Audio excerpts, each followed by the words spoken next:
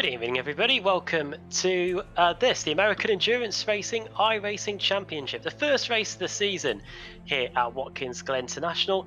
Great to be here, and we're getting set for an hour and 30-minute endurance race to get the campaign underway. You can see from the track map we're racing on the full boot layout as well, plus we've got the bus stop chicane to factor into the equation too. And joining me in the commentary box, first of all, we've got Marco Barbanera on the cameras, and we've got John Kalesa here, who is the founder and president of the American Endurance Series. So, John, welcome. Looking forward to seeing what's going to happen today, and we've got quite a few cars to watch out for across the few classes that we've got on display today. Yeah, thank you. It should be a fun race. A lot of familiar names on the list. So I'm excited for this. Really am. Yeah, same here too. We've got a qualifying session going on at the moment, 30 minutes, and we get to see here the cars that we've got on display here today. We've got the Audi TCR car here, usually seen in touring car racing. It's up against the Audi Jetta, which is probably the closest car we've got to pretty much a road car on the iRacing service. The car that was around in the final corner is the Porsche Cayman GT4, which is pretty new to the iRacing service as well. And as well as that, we've also got the Mazda MX-5. And here is Justin Stone. He's one of the Audis. The different colours on the timing screen represent all the classes in action. And we're just on board with the Audi here going into the bus stop chicane. I think for every single car that we've got on track today, John, this is the part of the circuit that's going to be pretty tough indeed for everybody. Yeah, I was just informed by somebody. Somebody just messaged me. I think when they use the bus stop, they call it the inner loop or something. I don't know. Some Watkins Glen aficionado just messaged There me. you go. I'm jotting that down as we speak. Before we came on air, you were mentioning that we've got some pretty illustrious drivers. Some have even managed to win the Rolex 24 in the Winter Series as well. Yeah, that's right. Nelson Canash is racing tonight in number 38. Nelson is, I hope I don't get it wrong, I think he's Argentinian, but he's won the 24 at Daytona, and he's also raced with AER quite a bit. And he's won races with us. A really great guy, but it's cool to see him out here tonight. Just looking at the entry list as well, we've got 50 plus cars. It's fantastic effort to get all these guys on the circuit. I'm sure when it comes to any potential lap traffic, that could be something we may need to watch out for. Yeah, it could be good. It could be bad. We'll see. If they like traffic and they like passing cars, I think it'll be a good night. But if they can manage it. Yeah, I guess it's incredibly difficult for me to follow, even myself. That if you're the one that's getting lapped, you have to try and stay on the racing line and let the people that are quicker go offline and try and get past you. It's incredibly difficult to do.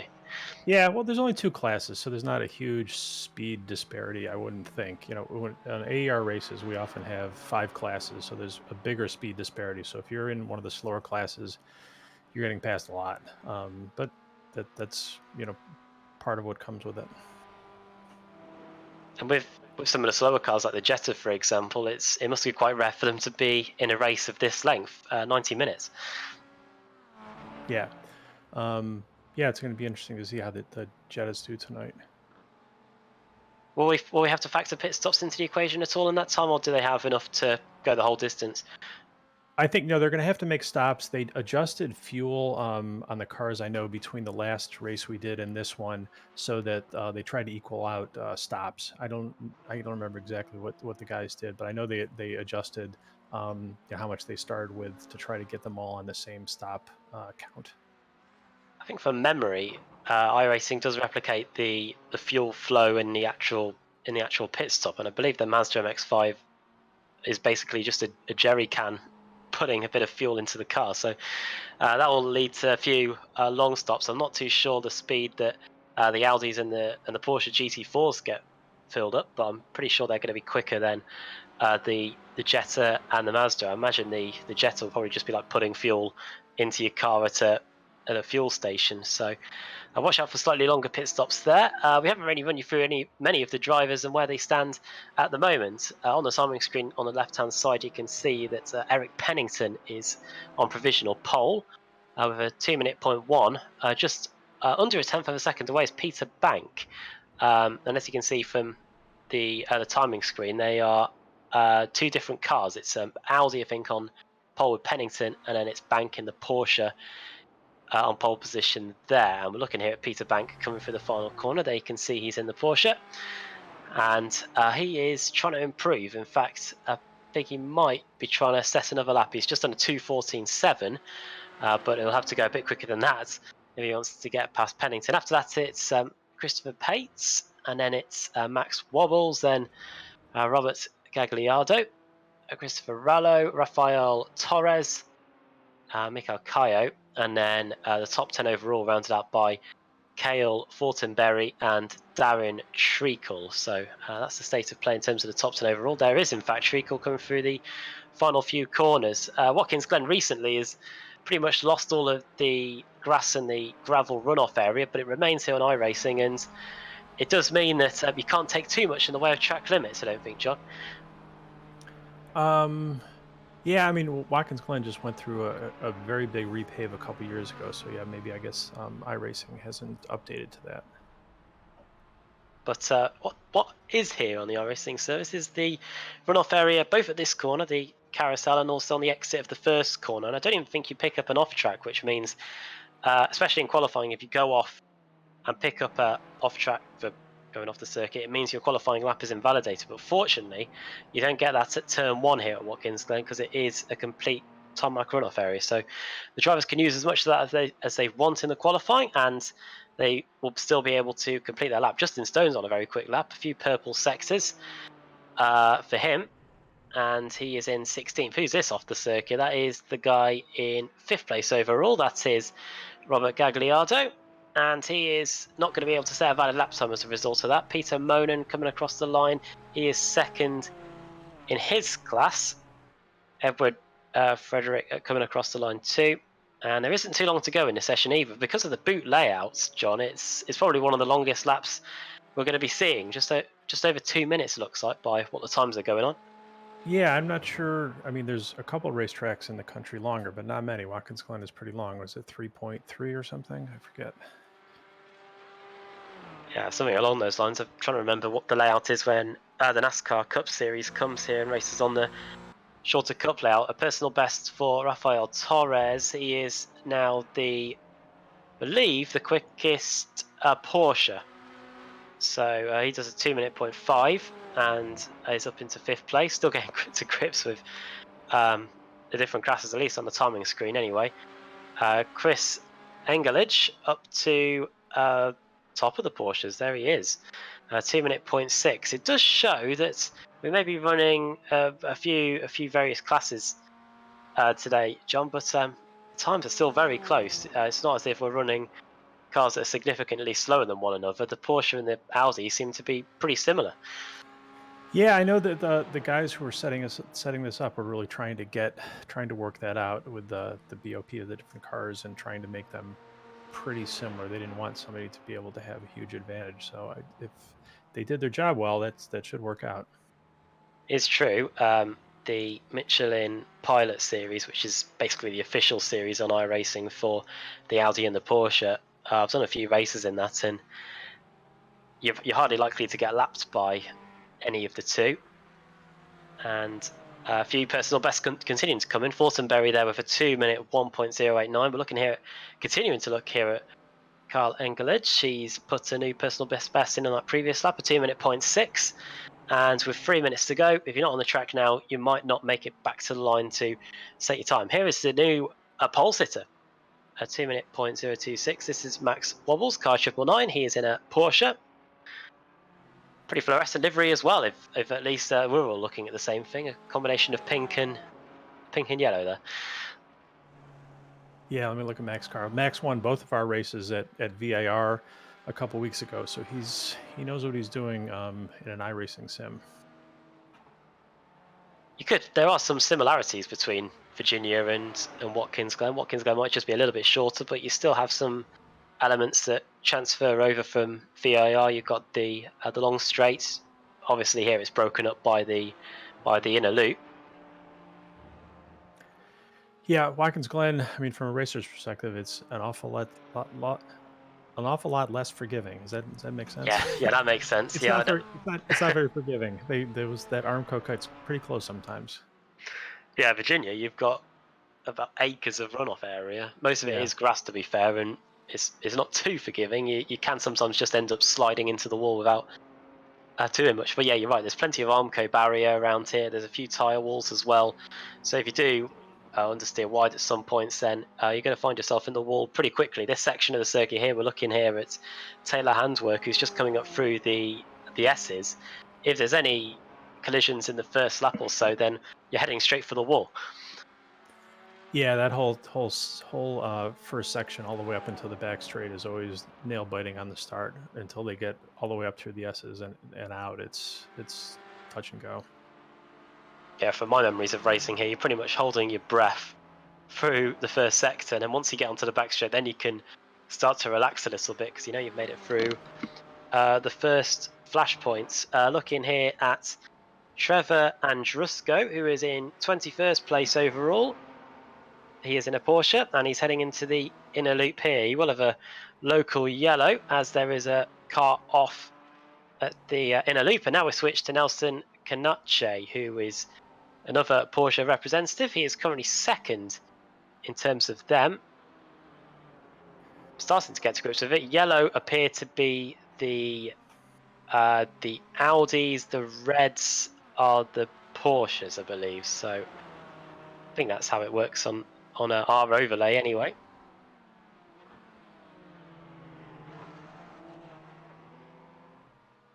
Okay, whispering here that yellow is the GT4s, which make up of the Audis and the Porsches, and then the reds are the rest of them. So, the greens are the Mazdas. There you go. I hope I got that right. Over the line goes, I believe, Justin. We're looking back at Justin Stone, who is P1 in the TCRs. I believe that's who we're looking at here. Yeah, Justin. At VIR, Justin won one of the races in a Mazda, and now he's running in a TCR. I guess another little fact about Justin: he's one of the other AER founders and one of my partners. So you'll be keeping an extra close eye on him then, I guess. Yeah, Tonight. it was nice to see him do well in the last race. In the last one, we'll see how he does tonight. He's moving up to faster cars. There he is. Yeah. Fortunately, I believe are we having a rolling start for this one? Yes. Good, because yeah, I've tried to get one of those Audis away from the line. They are front-wheel drive, and they are incredibly difficult to get away from the line without losing so many positions. So, Really? Huh. yeah, I promise you, there's like a pretty tricky launch control, and then once you let that go when the lights go out, then you're trying to not overdo it on the throttle as much as you can, because then the wheels just end up spinning and you don't go anywhere. So Yeah, we'll see how the start goes. I know the fellows were talking about splitting the groups up, like gapping them so that the slower cars weren't on the tail end of the faster cars at the start. I'm not sure if they're going to be able to get them to do that. They wanted to get the pole sitter in class 3 to create a gap so all the Mazdas don't run into anything that happens. So, but we'll see how that happens. See how it goes. don't forget, it's a 1 hour and 30-minute race if you're just joining us.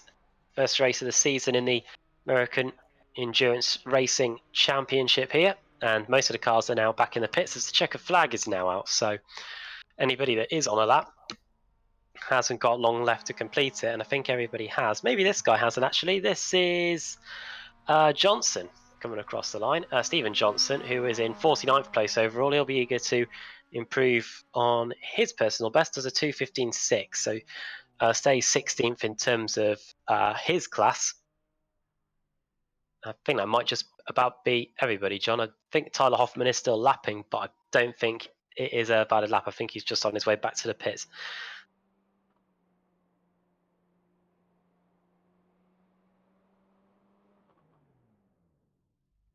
Yep, he's just stopping now. And without a moment to waste, we should be getting down to the grid. In fact, we are now. So, well, we have got officially registered for this one 58 cars, which is going to be interesting for us to keep up with.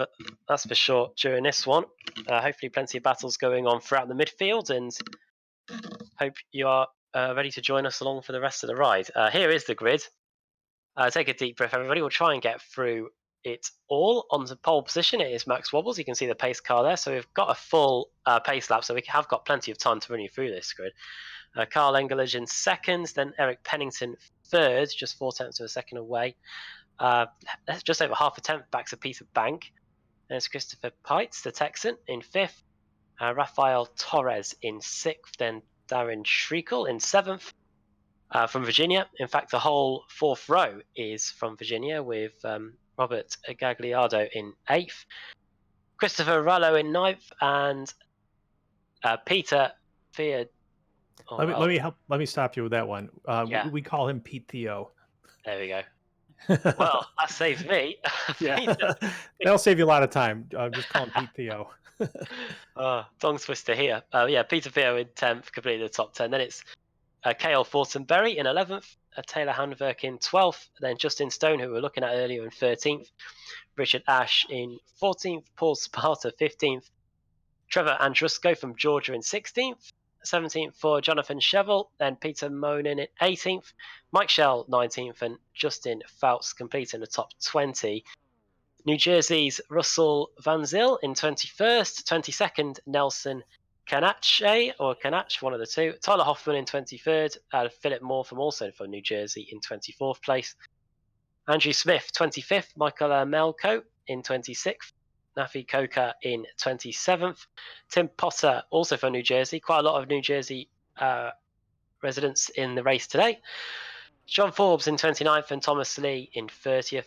Eugene McMurray in 31st, a local resident, because we are racing in New York, of course. He's in 31st. Justin Faust in 32nd. I think that's two Fausts in the race. William Kennard in 33rd, John Williams 34th, David Ellman 35th, and John Williams in 36th place. And we continue to roll on, I think, as the cars get going on the formation lap. Yeah, not too sure what's happening with our grid there. But here we go. This formation lap does give us a good opportunity to have a look at the track. This first corner, we mentioned it in the qualifying, that is the first tricky spot, and once you make it through there, you're then having to funnel down up through the S's, and this is where the order will begin to be settled out. And then after that, it's the flat out blast down the back straight and into the inner loop, where you'll be hoping the tyres and brakes at that point are up to temperature, because it can lead to a few collisions if you try and turn in and the car either spins around in front of you, or the car just ends up going straight when you hit the brakes. Yeah, I'm just noticing that this is the older asphalt at Watkins Glen. You can see all the patches that used to be there, etc. It's a brand new pavement there now for the past couple of years. So we're looking at the way Watkins Glen used to be. Turn one is I'm interested to see how everybody handles turn one and how iRacing handles it. Different series, a lot of different things there. Some series will let cars put all four wheels over the curbing out into that asphalt area and come back on track. We don't like cars doing that, so if they put all four wheels over the curbing, we want them to act like that they're, they went off track and they're rejoining. When we're racing cars, not in iRacing. I'm curious to see how iRacing is going to handle that. Yeah, me too. You can see that they are starting to split the various different classes up. Looking here at the Jetta and the Mazda coming down the straight. Yeah. Yeah. Well, that'll be good. Hopefully that'll keep those cars out of any trouble that happens in front of them, or at least give them time to react. Yeah, definitely. That's the bad. I'm sorry. The bad point in some of these starts seems to be the end of Class 5 and the beginning of Class 3. If something happens at the back of one group, the other group just is in it.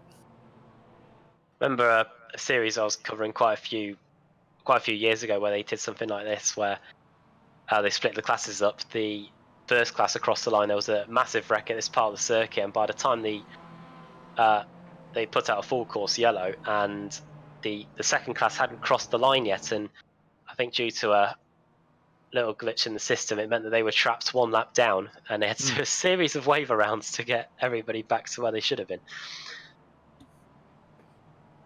Yeah, I've even heard of racing series using two pace cars, and so the second pace car can pit in and bring the field in if something happens in the first start.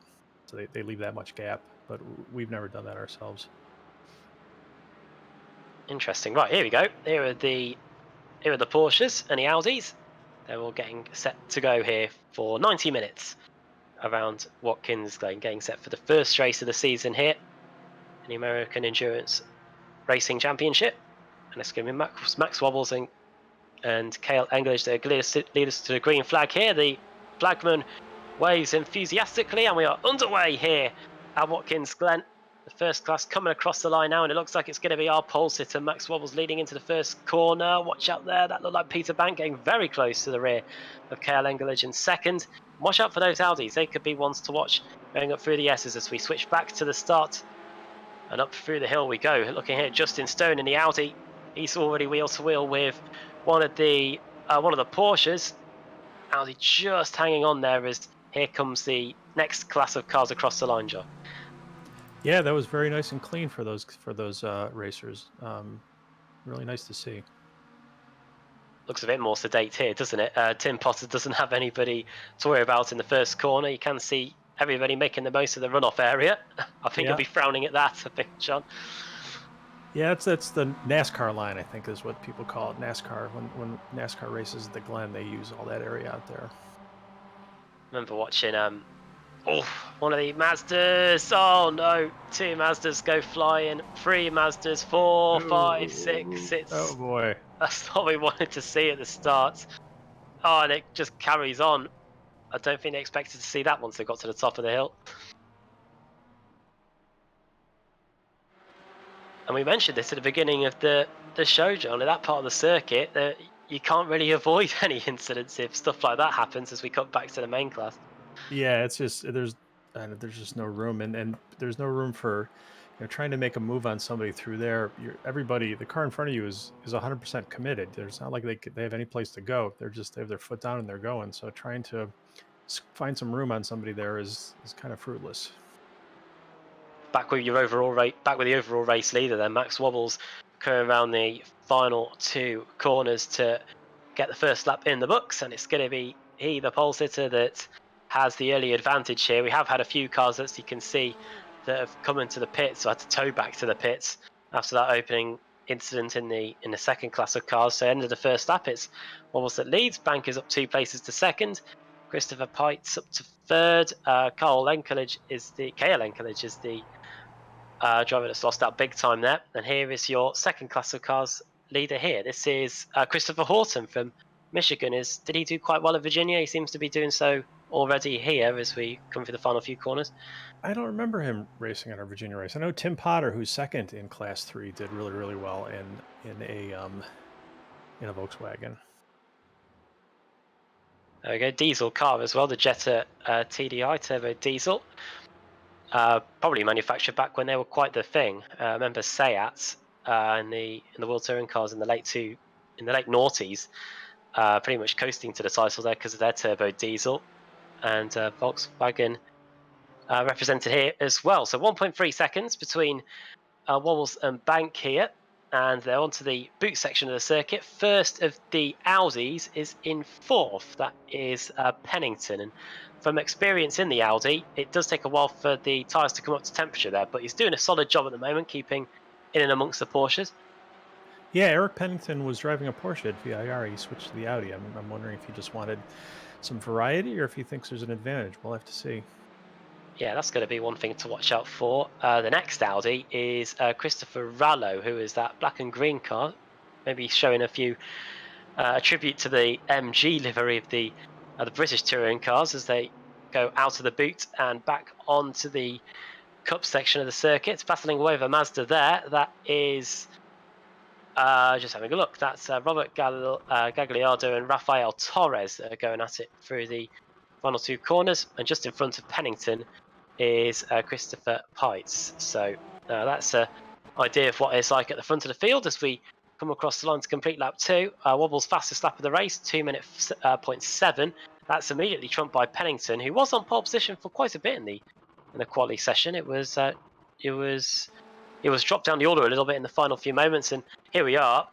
Mazda's coming out from the pits after being involved in the early first corner mayhem, and they're already having to deal with the quicker class having to lap them. Yeah, Eric Pennington dropped back a little bit. I wonder if he had an off there because I thought he was right up there at the front. But he should have a good race tonight. Here we're looking at Eric Pennington. Here we go through the inner loop, and now into the carousel. This long right-hander. Pennington just putting a lap on one of the Mazdas there, who's finding there's not much grip on that outside of the circuit. And now we go onto the boot layout, which does certainly add a lot of length to the lap. Oh, there's a car off. That's one of the Porsches, I think. Ooh, nearly collects Pennington as well.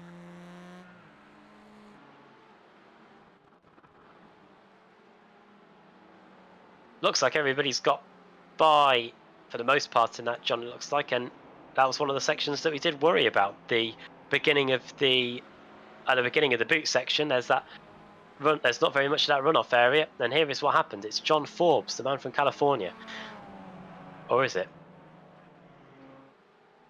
Oh, he was the one that had to avoid it.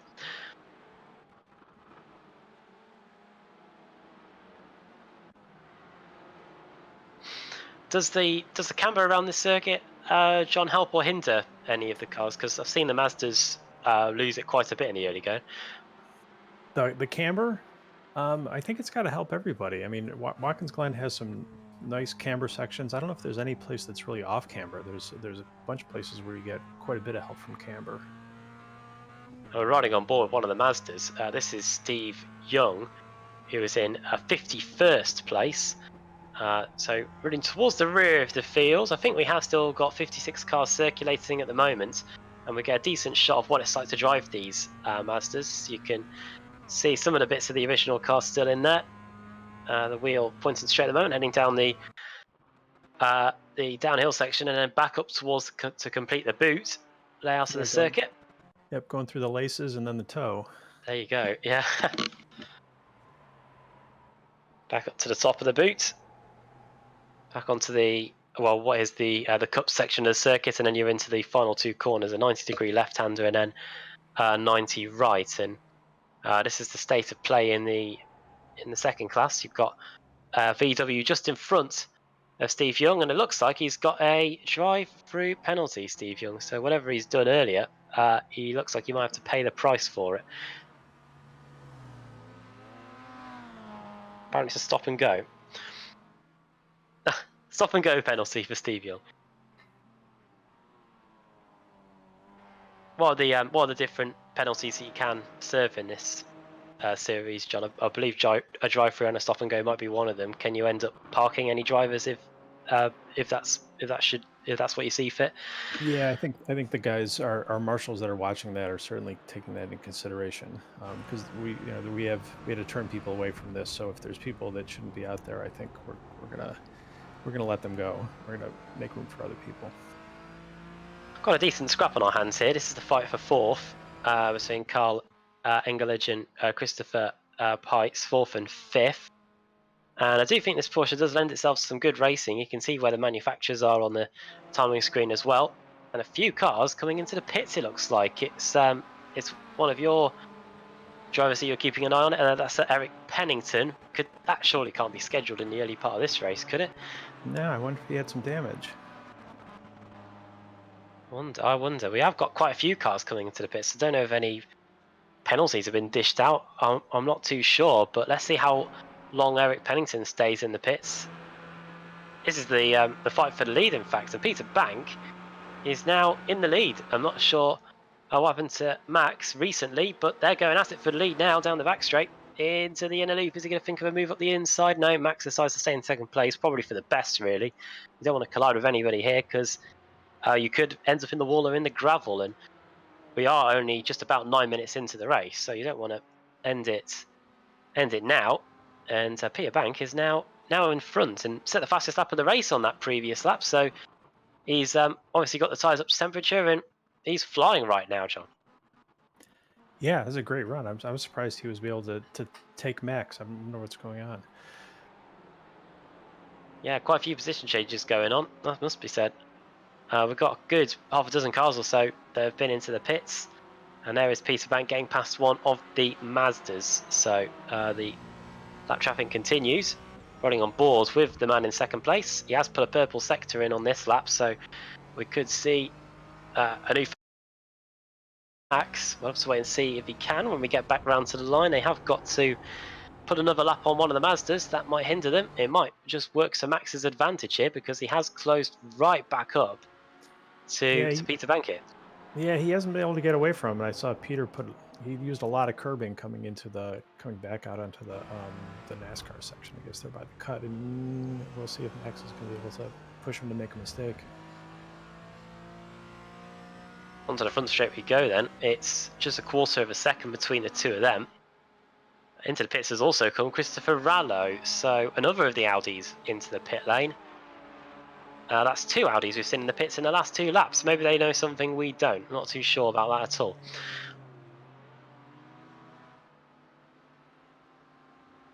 And Rallo into his box. Back with on board with this guy. This is Christopher Horton. There might have been a collision with one of the Mazdas there. We can see it recovering.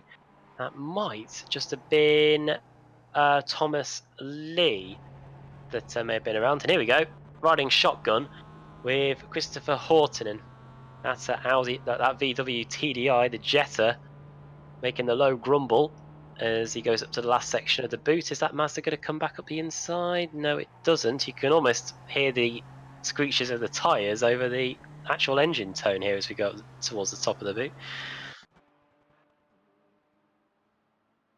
What kind of speeds can these Jettas get, do you know, John? In real life, I'm not sure. 130 maybe? We'll put that to the test because we have got the HUD on the screen and we're about to come onto the front straight. 100 miles an hour before we get on the brakes for the final corner, running it out wide. And looks like Wobbles might be back in the lead. But let's just quickly see what kind of speed we can get to here before we get on the brakes into the first corner. In top gear here, 120 mile an hour getting into the first corner. And back with these two, the race leaders who are showing no signs of ending their battle as Wobbles is back in the lead.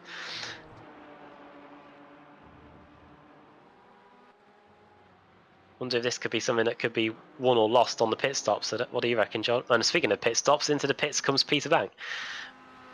Yeah, I wonder if he's coming in early just to get away from Max and get some clean track. We'll see. I wonder what he's going to do in terms of fuel. We have got quite a few more cars in. Bank, Gagliardo, Peter Vio, Hamverk and Torres all coming in on this lap.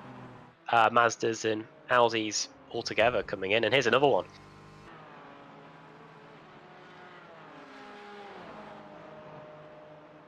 Now here's that's very close. That is Kale Engelage and Christopher Pites. Very close indeed. They were trying to lap one of the Mazdas there, both going in different directions. Through the inner loop, hopping over the curbs there, and trying to use as much of them as they can going through the carousel and now out onto the boot section of the circuit. That's another thing that's changed compared to this version of iRacing and this version on iRacing and in real life. The curbs aren't too much raised off the ground anymore, so you don't need to watch out for that anymore, John, I don't think. Yeah, I'm trying to look at the curbs on here. They do look, I don't know, are they more aggressive? Looks like they're more raised off the ground, I think. Yeah, they do. Fortunately for these cars, off. There's 3 cars off. Now that's Russell Van Zyl, that's Michael Amelko, and I think they're still going after the original incident. And that's Tyler Hoffman as well. So 3 Porsches getting involved at that spot where we saw one of the Mazdas go off earlier, just at the beginning of the boot, where it's very difficult to avoid it if anybody goes off. I think we might just be about to see a replay of it here. Yeah. You might have a better view of it than me, John. Did you see anything involved there? I couldn't tell what happened. I mean, somebody, I think, somebody got on the grass and a couple of cars, dove inside the grass to avoid him, I think. I don't think it was, let's see, on the replay. Meanwhile, the race leader in, Max Wobbles in. We saw him battling away with Peter Bank earlier. Wonder how close those two will be once our race leader Max is able to serve his stop. He makes it onto his marks. Obviously, the pit order here set by qualifying. So Max as pole sitter, he gets the last spot in the pit lane, which means he can pretty much just drive straight forward and get back out onto the circuit and on his way. Peter Bank is the first car, as you can see on the time screen, that's not in the pit, so he will now start to pull away. Engelich is now in the lead. Yeah, here comes Peter. Let's see if I think it's going to be very close. Peter's going to get him. Or he's not going to get him. Yeah, Oh, very close. Yeah. It's not totally the end of the world for Max. He's just 1.2 seconds away. But here is Peter Bank. We're on board with him. A few Mazdas in the way. You gotta be careful. We did mention it. We're a quarter of an hour through this one, and Bank is now just 0.3 of a second away from getting past Wobbles here. Oh, who's that off? That's one of the Jetters bouncing across the grass. That might have been Nathan Ryder. Not too sure. And now Wobbles and Bank trying to make it 3 wide while getting past one of the Mazdas. You don't really want to do that. And who's that also getting into the mix now? That's Christopher Pite. So we have got a 3-car scrap for second. Kale has been able to pull away 1.8 seconds now. And look at this, they're going to split the VW. You're in the middle, 3 wide is what the spotter will be saying. Wow. Oh, to be a VW Jetta driver, I bet you're clenching in there when you see those guys go by either side of you.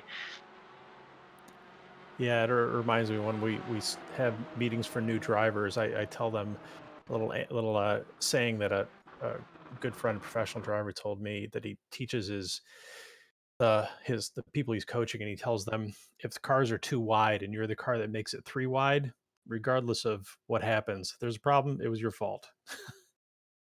It's true. It's true. Even Yeah. if you have no contact, if there was something happened, it was your fault for making it a 3 wide. I always try to impress that upon people. I was doing an official truck series race at Richmond last night, and the guy in front of me on a restart just wasn't moving. And when the green flag came out, I went by him on the outside, and then him and the guy to his left spun each other out, and I felt bad, even though I made no contact. So I was probably the guy that led to that. So Yeah. there you go, lessons for me. Hit back with these guys again. Then Peter Bank, who's hello, what's going on there? That is Christopher trying to get up the inside just before the start of the S's. You don't often see that in terms of an overtaking point, and it's really put them at a disadvantage now because Max has been able to pull away a little bit, 0.6 of a second clear now. So they're not going to be able to close up too much this time. They will still pick up the draft into the inner loop, but these drivers are trying to find overtakes anywhere possible. There's another Porsche off. That's not our leader, is it? No, I don't think so. It was one car that might have been lapped down. It might have been Marshall Aitken.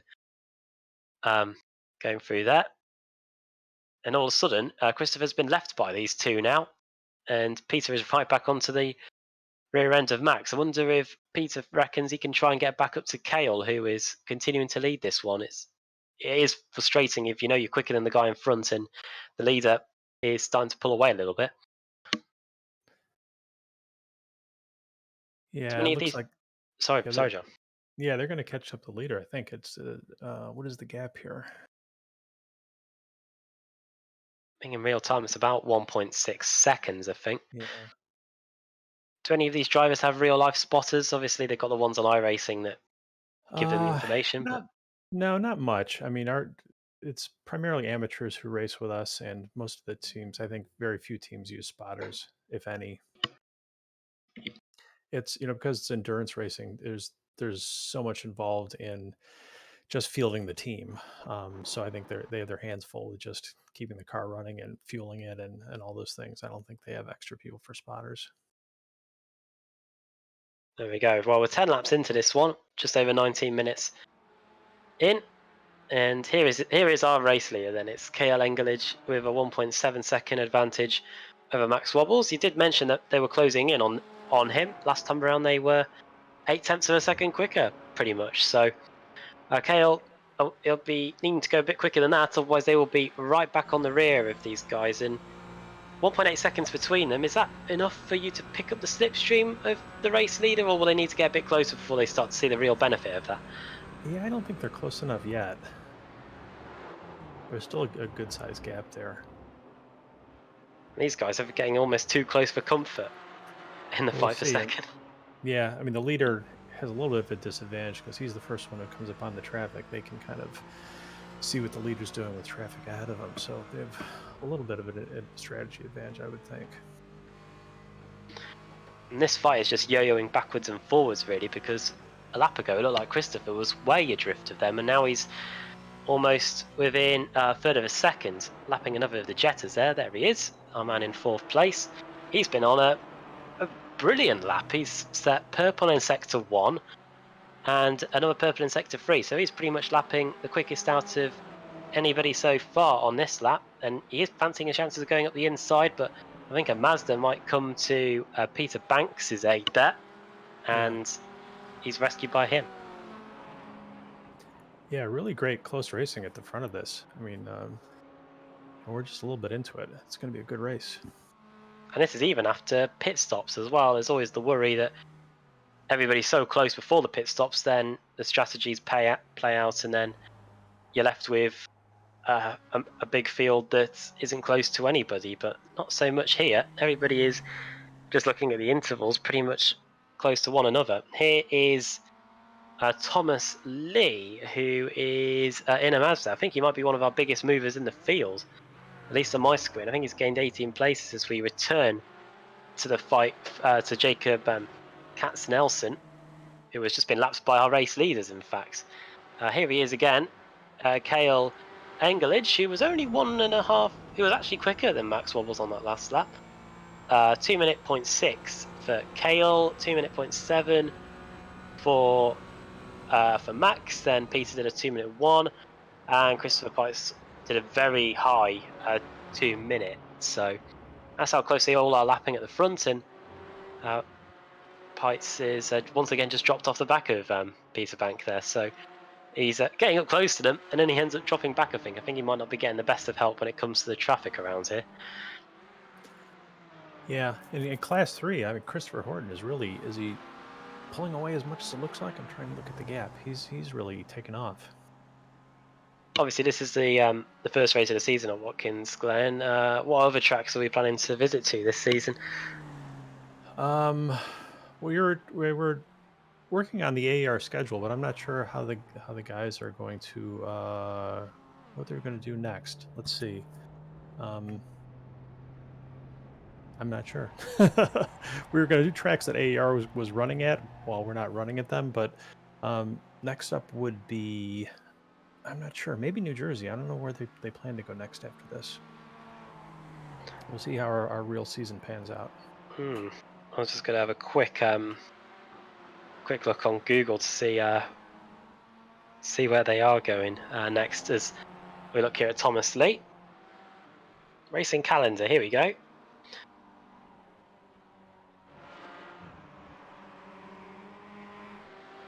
Well, on the 18th and 19th of April, it was Champ Car Road America. At least I hope I'm reading the correct thing. I can see the option to register for it. Yeah, I'll ask the guys what they're thinking for the next iRacing. Very good to know, because we are getting treated to some good racing here at Watkins Glen in the first race of the season. Running on board here with Trevor Andrusko, who's got Tyler Hoffman for company, just half a second apart from those two. Where's he going?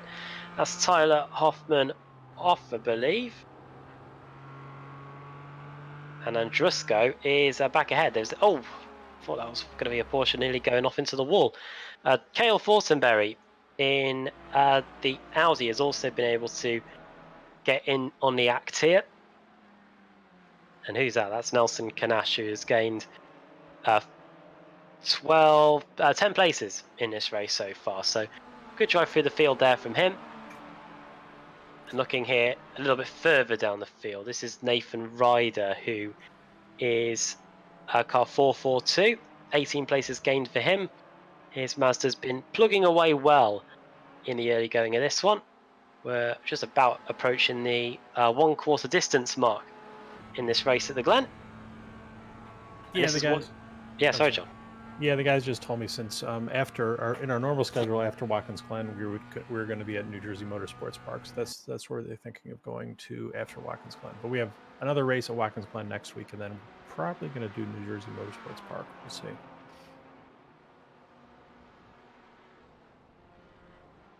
New Jersey's a decent track. I think did the IndyCar series go? Oh, dear me, someone off there. Didn't you do IndyCar once go there? I don't think so. No, I don't think IndyCar's ever ran there. Yeah, I'm trying to. Yeah, I'm thinking probably the one in Alabama. I think that's. Oh no, that's Barber. Oh hello. That was KL Engelage nearly going into the front of someone at the first corner. There was one of the Mazdas.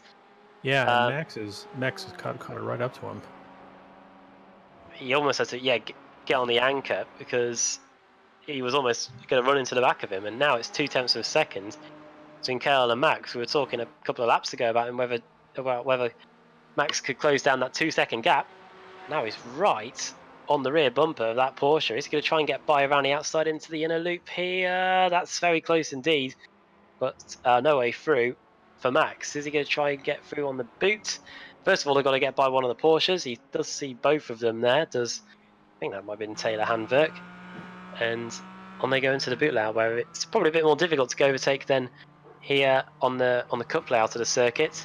Looking back from the rear there of KL Engelage, who was just over a second slow on that last lap, so that didn't help matters either. Obviously, traffic can be an influence, and let's see who gets the better run out of this really long uphill right-hander. Engelage, I think he had to go off the accelerator there, and this is going to work into the advantage of Max now. Yeah, that's a great. Well, these cars are equally matched, but that's a great spot when you have a lot of horsepower coming out of the toe like that up the hill. If you got the jump on somebody, you can really pull them there. They've probably picked the worst point of the lap to get the traffic now, is go through some of the slower speed corners. Now another Mazda. Oh, I don't think you've seen him.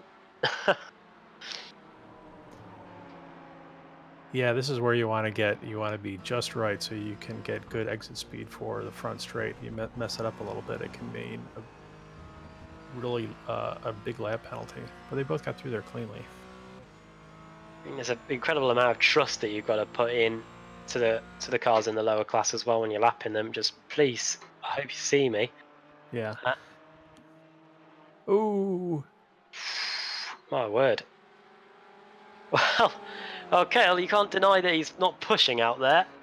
Yeah, he's pushing, but yeah, he lost some momentum there. And this could be the change for the lead. You can see the difference in lap times between second and third. Who is going to have it though into the inner loop? It looks like it might just be about Max. Here we are looking for the helicopter, and he will just make it in ahead. That's Max Wobbles taking advantage, and he's now back in the lead with 27 minutes gone. Knowing the pace that Kale's got, he won't be letting Max try and pull away too easily.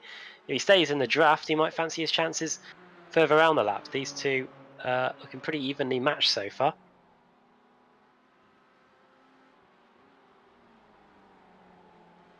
Yeah, really great racing at the front of that class. I want to say hi to some of our real life AER partners who are stepping up to help our racers in iRacing. Summit Racing Equipment is our title sponsor when we're racing, and they're going to be having gift cards for people on the podium. Hawk Performance is going to award a set of brake pads to the combined points winner from both the Watkins Glen races, and Blip Shift. Good friends of ours are going to be having prizes for people too. So it's really nice that they all stepped up and are making this more fun for everybody. There you go. And what a sight it is as well to see 56 cars on the entry list for this first race of the season. Don't often see that in many leagues like this.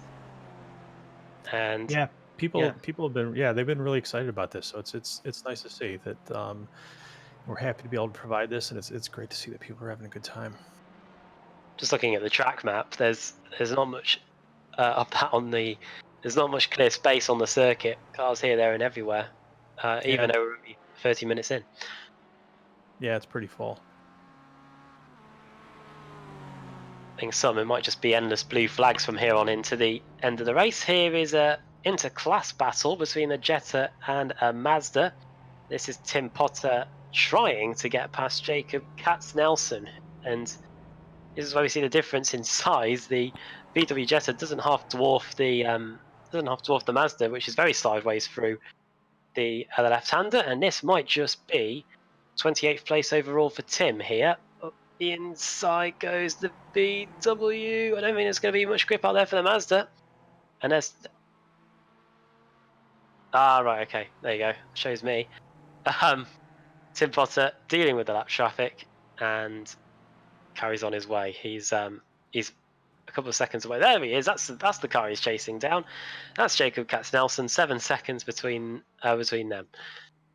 Yeah, I like to see Tim's car. When Tim was racing with us, he liked to put Argyle patterns on his cars, and I see he did that on his Jetta here, the blue Argyle on the side. It's nice to see. Decent livery, that. Yeah. Yeah, very good. Everybody has put some effort into the paints, that's for sure. Jacob here in 26th place. He's gained 10 places since the start. And he, in turn, is 20 seconds away from the next car in front of him, which is Christopher Horton. Who is this guy? He is the leader in class, I believe. So, and he's in a right gaggle of cars here. Got a few VWs. I think he's got even an Audi trying to keep up. An Audi and a Porsche going through there. And back with these two again. You leave them and you come back and they're still battling. And last time around it was 2-minute 1 for Max, 2-minute 0.5 for Kale. So he's back on the charge again and he's picking up the draft brilliantly here. Yeah, he's sticking right with him. He didn't let him get away from him.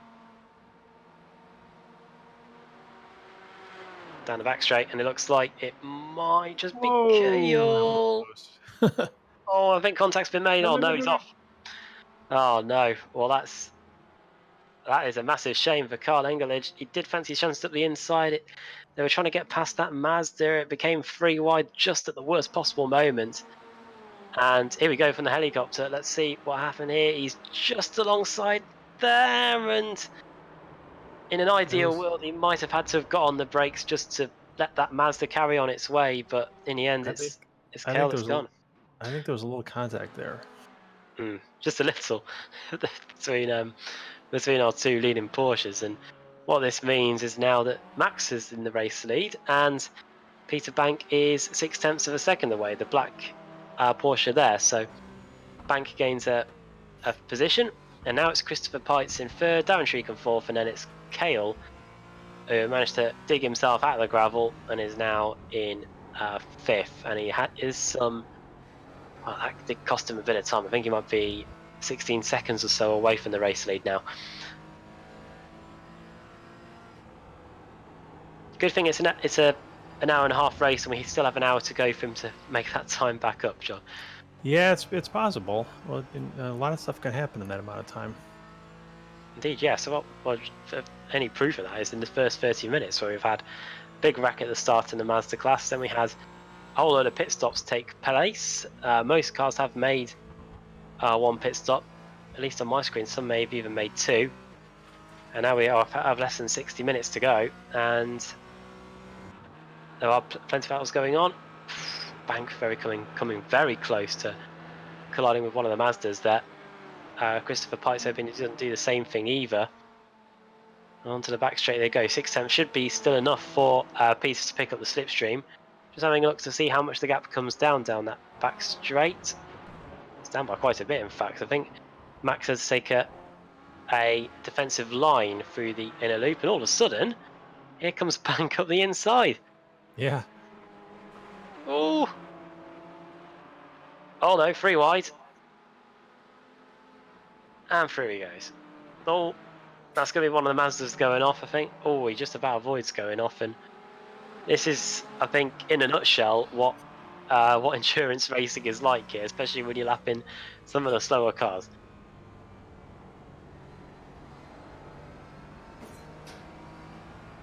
Yeah, that's the thing. When you're in a faster car, it's It's a bit of a moving chess game when you're coming up on all those cars out of class, trying to figure out the fastest, quickest, safest way through all of them. It definitely takes a lot of looking ahead. Yeah, if you had a preference, would you be in the Porsches and the Audis doing the lapping, or would you rather be the Mazda and the Jetta where you're looking at your relative or looking in the mirrors to see who's coming by next? I don't know. It depends on how good a driver you are, I guess. I mean, if you can drive the faster cars, I think that's what you want to do. But I don't know. A couple of years ago, me and a few others, we organised a team for the 24 Hours of Le Mans, and we were in a Ferrari GTE car, and I think there were a few LMP ones in that, and I think we coped just about okay on that one, even with the super quick LMP one cars just flying by you constantly down the Mulsanne for 24 hours Yeah. non-stop.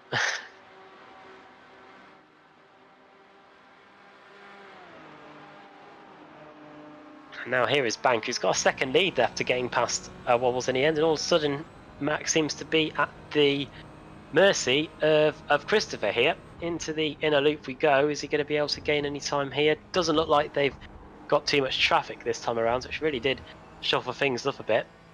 And maybe now there's not much traffic for these guys for at least a couple more corners, maybe Max might be able to close the gap a bit. It does seem he's suffering from a little bit of understeer in that Porsche. He was almost heading straight for the Armco barrier on the end of that. Yeah. It seems like On that his carousel. pace dropped off a little bit there.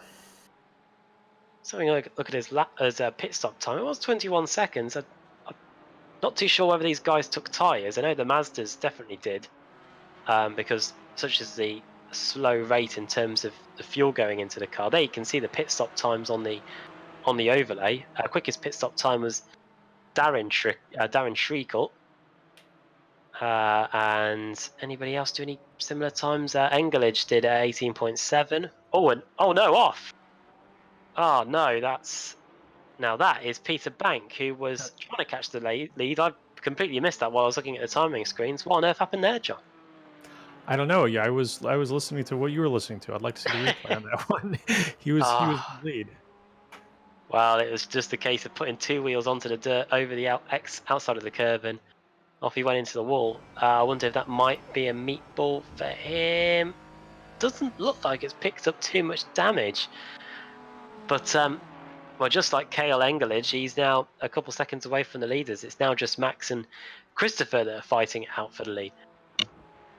And sometimes when you're in the leader and you don't have anybody to gauge yourself on, and you're pushing. It's harder when you have other cars around you. And you can kind of judge things a little bit better when you're out there on your own. It's hard sometimes. You Yeah, don't know here's how a good. replay. Yeah. Oof. It's true. When you're chasing someone, especially in cars like this, it is very easy to just go off their brake lights. And if you brake a fraction of a second later than them, you might be able to get up the inside and get a move done. Um, and then you can sometimes get caught out. You just end up getting full on hypnotized by the brake lights, and then if they go off, so do you. Yeah. Yeah. He just went a little bit wide on the heel, I think. Here's a look at Christopher Horton, who is the leader in the second class. He is in 26th place overall, and he is 26 seconds ahead of Jacob Katz Nelson, who is the second in class. Here is some more. Here is our class leader. In fact, he's just trying to have a battle with one of the Porsches there. It looks like. In fact, I think the Porsche has just got by him, so he should start to pull away there. Trying to work out who that was. I think that might be Chris Hebert in 18th place. Over line he goes. So too does our class leader there, and Christopher Horton. Now cut to this guy, Andrew Smith. Are we about to see a replay of something happening to him? The man from Florida into the first corner. He turns in and takes the inside line and does end up losing it and nearly gets collected by a few other cars for good measure, but at least he managed to stop it from going into the wall.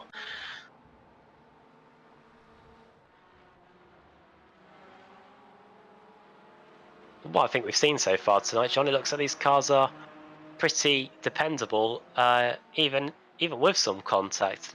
Us up the inside there is Shell versus Andrusco. Ooh.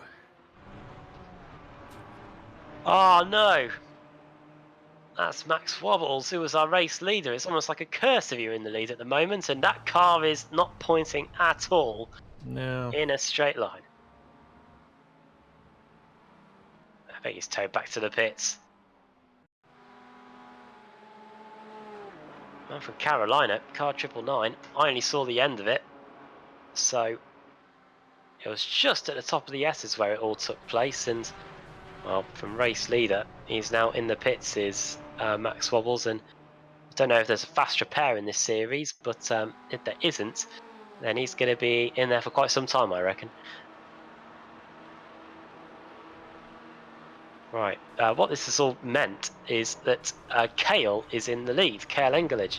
Remarkable, really, considering he was off the circuit in the gravel while battling for the lead a couple of laps ago. In fact, it's not him in the lead, it's Christopher Pites. That's my timing screen playing tricks on me. It's just a conveyor belt of lead changes at the moment, with every time the leads are changing, he goes off.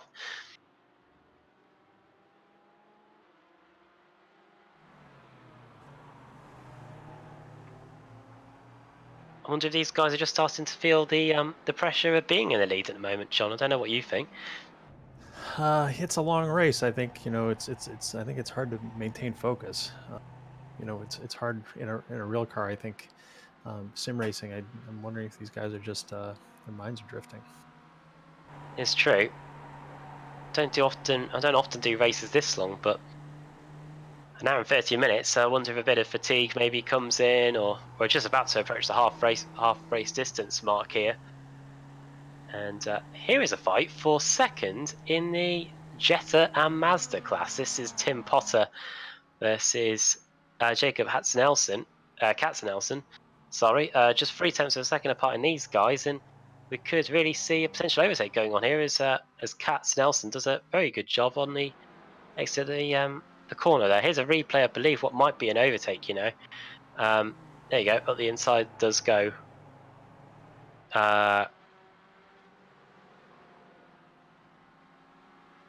Katzenelson there, and it looks like him, and that's Potter up to second. So that's the change in second place in that class now.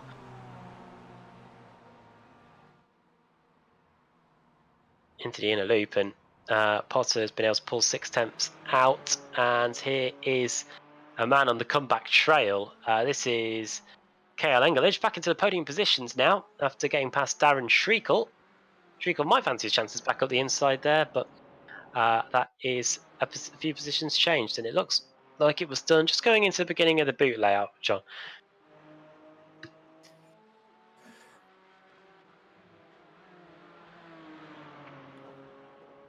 Textbook. The drag, the drag race. Those two guys, Kale and who is he with? I think that's Darren, I think, isn't it? Yeah, a drag race out of the toe of the boot. Yeah, decent scrap this. And a bit of it is at stake, of course, a spot on the podium, the points that go with it. And these two are trying everything they can to make sure they stay there. Of course, Kale, he was in the gravel after colliding with the race leader, came back from that, and now he's up in third. They're trying to get by one of the Mazdas now over the line, putting a lap on him there. I think that was Zachary Spielman that they've just lapped in. Let's see if we can go on board for a lap here as these two start to fight it out. We've got the onboard display in the bottom right hand corner, so we can see what gear and what speed they're doing. We saw what the Jetta was able to do. That was able to get speeds of 120, 125 miles an hour down the front straight, and let's see what the Porsche can do instead. We've already gone past that. We're 130, 140, now into sixth gear. Will we get to 150? No, about 144 miles an hour before we get on the brakes into the inner loop, and looks like they've got some traffic as well. We're going to stay on board as that is the Jetta leader they are going by. That's Horton a lap down now. And now into the boot section. Down to third gear, around 75 miles an hour. Oh, having to lift off there as Treacle realised he wasn't be able to get towards the outside of the corner without crashing into the wall. It was almost as if he was turning through Treacle there. And now past another of the Mazdas. My timing screen's correct. I think we've only got about 16 cars overall left on the lead lap as here comes Treacle.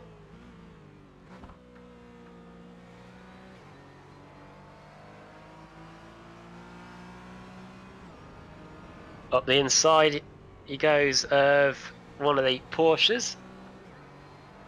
I'll tell you what, on this lap, John, it looks like Cale's been able to pull out a little bit. In fact, he's set some decent sector times on this one, and it looks like we might have a change for the lead again. Yeah, he managed that traffic really well going through there, so I think that definitely helped him too. Peter Bank now in the lead is somebody's off in 13. Did somebody spin there? Oh wow.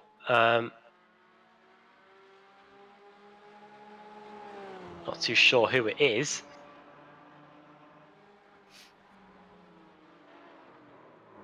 Oh wow.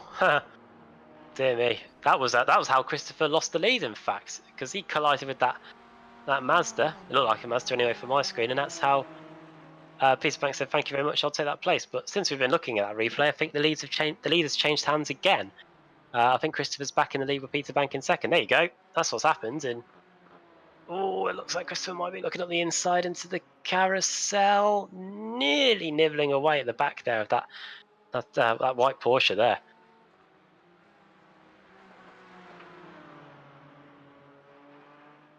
Peter's got a bit of damage now. It looks like to the front of his Porsche. Makes sense, because I think he did collide with somebody earlier when they were 3 wide. With these Porsches, John, if they pick up a bit of damage, is it going to be enough for them that it's going to affect them in terms of straight line speed, or because they're not that quick and not that aero dependent, it shouldn't impact them too much? I don't know. It may affect how they turn in. I'm not sure. If they damage the air dam, what do you think? Maybe that's what was going on with Max. His car wouldn't turn in. True. Yeah. I think straight line speed can be affected quite a bit in these cars. They do have the new damage model on iRacing, so if they do have a big crash, we may see bits of the bodywork. Oh, ho! How did you not avoid the wall there? See bits of the rear end fall off, maybe the occasional wheel fall off as well. So you're not invincible. Hard.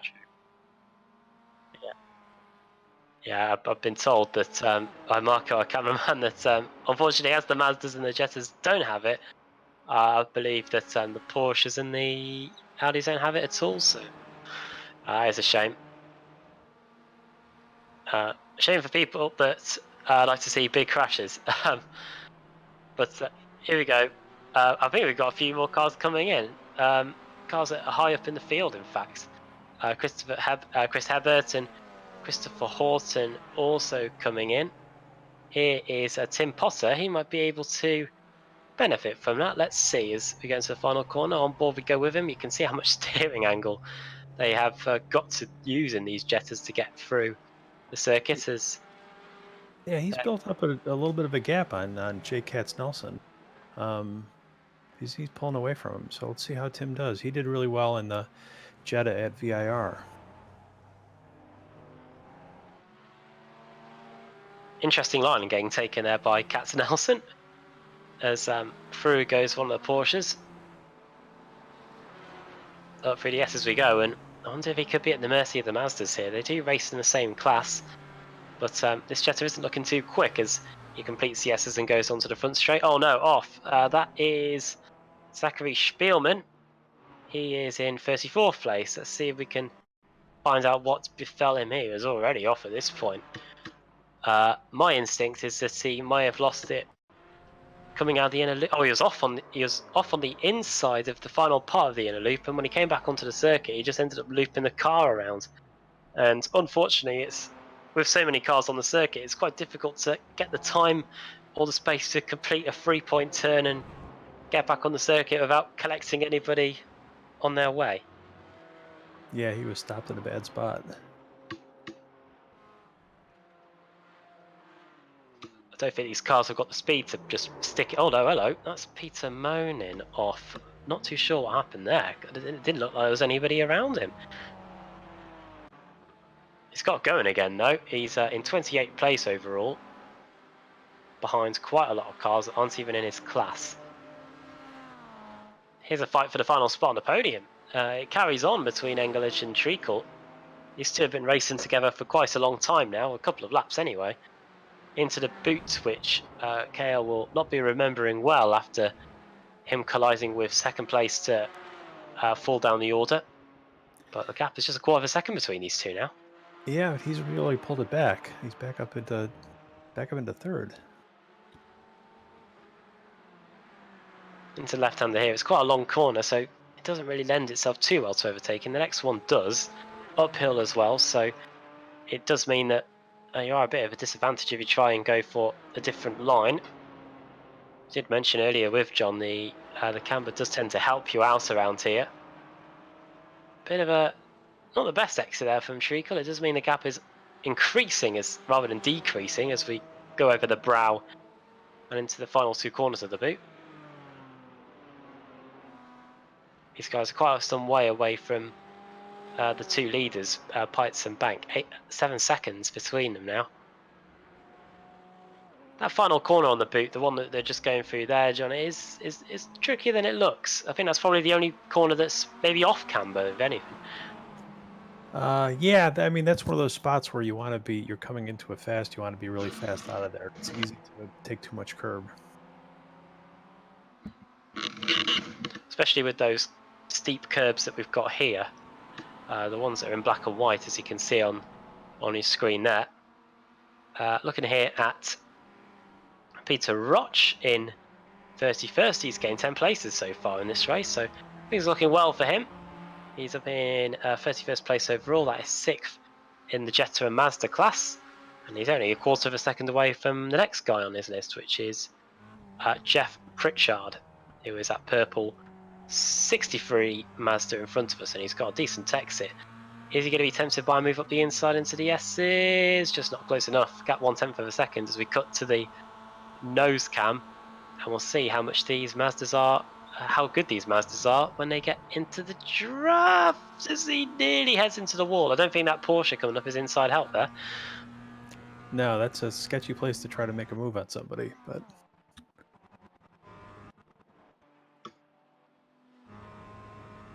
I believe that's a tunnel turn, isn't it? That's why it's so narrow. The entry for all the trucks and whatever to get into the paddock here, that passes right underneath that corner. yeah, that's right. There's the catch fences on either side. Yeah, that's going right over the tunnel. And is there a I think we just about get it on this layout. There's another tunnel turn as well, just after the boot section, I believe. Yes, there is another tunnel that goes into the infield. I'm trying to think where it comes out. Over there. Yeah, I think it's just before the penultimate. I think it's just before the penultimate corner. I think it is. You're right. Yep, it is. It's between 12 and 13. I think I was at the IMSA race there last year, and we were going to see a friend in the infield, and we were going through that tunnel. Was that the 6 hours at the Glen? Was that in the IMSA? Yep, that's what it was. The Salem's 6 hour at the Glen.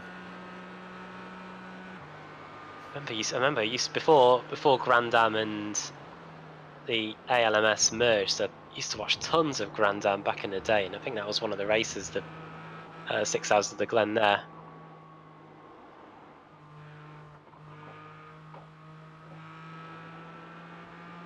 Scott Pruitt and the like, as here is Max Wobbles coming back. Just when I thought that he'd be in the pits for ages, he is back on the move. It looks like, to be fair, he may have picked up a brand new car.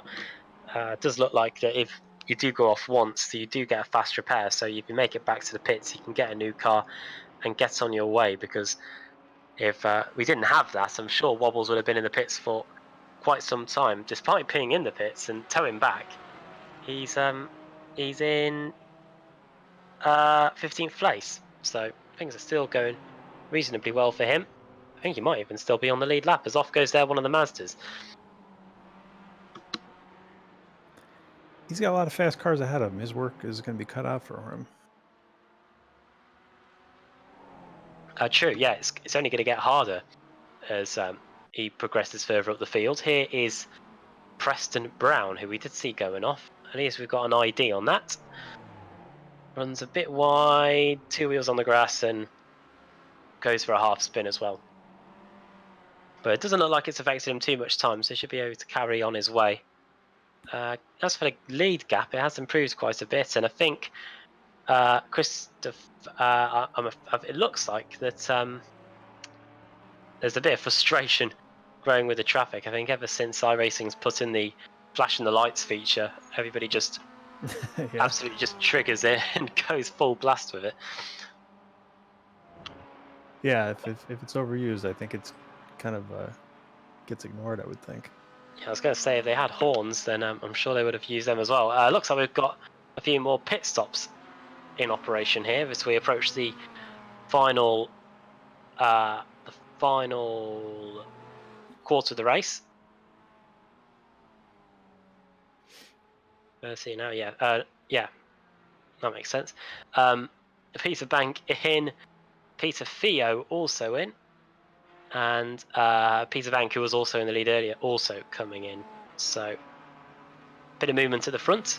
We did see Jean positions change after the first round of stops, and this could be pretty crucial in helping decide who's going to end up winning this. But if I'm much mistaken, it looks like the gap between Pikes and Treacle has now gone up to 9 seconds or something. That's remarkable considering they were almost inseparable a couple of laps ago.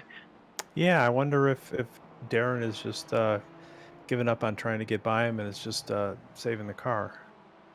I think he might have been that car that we saw flashing the lights violently at the Mazdas in front of him down the front straight there. Looking here at Rafael Torres, we haven't really seen much today. He's lost 11 places since the start of the race, and that means he's in 17th place overall. Peter Theo back out onto the circuit. Pennington, whose Audi we saw setting some decent lap times at the beginning of the race, but since dropped back a bit, is set a decent lap there. He's now in P9. There he is. I think that might just be the top Audi in the field. Porsches look like they've taken to the circuit quite well as opposed to the Audis, it looks like. Yeah, I'm surprised. A bunch of people who, a bunch of drivers that were racing the Porsches at VIR opted for Audis, and I don't know if that was a good choice or not. I wonder if they knew what was coming in terms of this circuit. Not too sure. But yeah, only 2 Audis inside the top 20. Fortenberry and Pennington, which is interesting really, because in practice in qualifying they were right up there. I wonder if a track like this at Watkins Glen does love to burn the front tyres out straight away. Yeah, that's what people were saying, that they're very closely matched. So yeah, I'm curious to see what happened. Well, having said that, Pennington is closing the gap here on Peter Theo, and the gap is just 0.3 of a second as they go to the top of the hill. I wonder if Theo's got problems of his own, because this Audi is visibly reducing the gap at pretty much every single corner, and might just be able to get up the inside here. There is an opening. He's alongside, and there you go, straight up the inside. So that's Eric Pennington through. As the next car comes into the pits, that is Richard Ash, who is one of the Porsches, and he is also joined by Mike Shell as well. I wonder if these two might just come in too as they go into the final corner.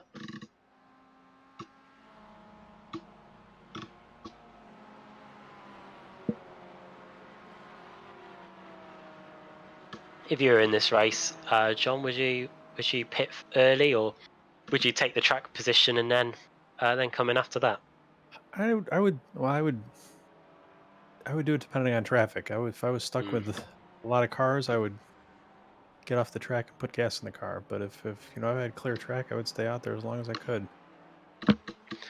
Yeah, I was doing a VRS GT Sprint Series race, an official series race here, and I've tried different things in the past. Tried coming in as soon as the pit window opened, and then leaving it out until a couple of laps to go and trying to work it out from there. I don't think there's a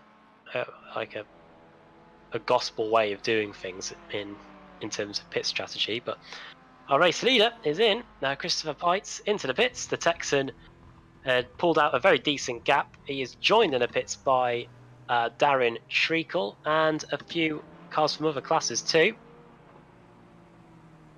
What this means is now that Robert Gagliardo is also in, so I think Peter Bank might just take the lead here. He came in earlier. He came in on lap 27, and we're now on lap 30. So this could be interesting in terms of seeing who leaves the pits first. But it is a mighty quick stop from Christopher Pites, and I think he might just still retain the lead.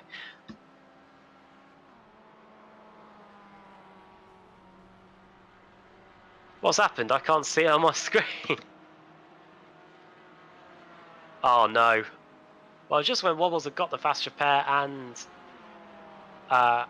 started to regain some pace, he has gone off at what looks like the midway point of the boots, which isn't too fortunate for him. He's running in 12th place now, and here is our leader. Pites is back out on the circuit. He may have lost a bit of the lead that he had to Peter Bank, but it is still 6 seconds. So I'd say he's pretty comfortable with an hour gone, John. Yeah, he's just cruising now. It's going to be. I don't know if anybody's going to be able to catch him, or if they're even going to try at this point. I think something drastic would have to happen. When somebody's that far away and you can't even see him anymore, it's hard to get too motivated to chase him down.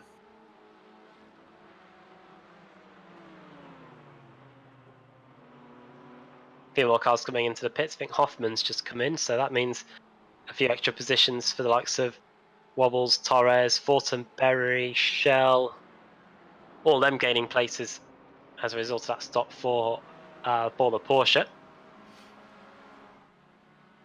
And who are we looking at here? This is another battle in the Jettas. It was a battle that we were looking at earlier. Katz Nelson versus Christopher Horton, and now it looks like that it is Jacob that has got the advantage. In fact, Horton was our class leader, wasn't he? Yeah, he's all over the back of Jake there. Let's see what's going to happen. Potter is close. Yeah, Potter's now our class leader. Yeah, very close indeed. They've got Porsches for company too. Into turn 1, this naughty right-hander, and there you go. I think we might just have to call that the Katz Nelson line. I think after this, he seems to be loving that runoff area. I'm surprised he could hold him off after that. I would think he would have lost a lot of momentum, but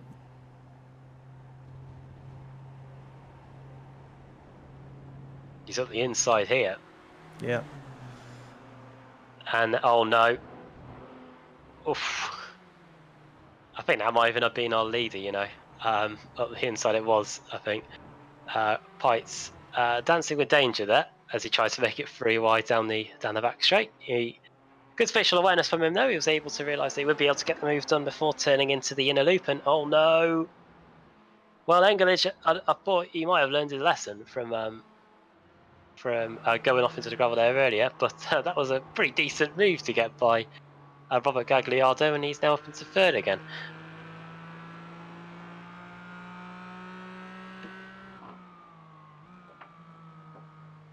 Looking from the rear of our 3rd place man. And Treacle, he doesn't go away either, he's just 1 second away as well, so all of a sudden we go back to a 3-car scrap for the final spot on the podium. I think this might just be the key battle. Oh no, commentator's curse almost. As off goes Robert, and that's allowed Darren back into 4th now, and has eased the pressure on Cale a little bit too. It just looked like he was a bit offline there, I think, John. Yeah, I couldn't tell what happened with there. He got a little squirrely or something and lost momentum.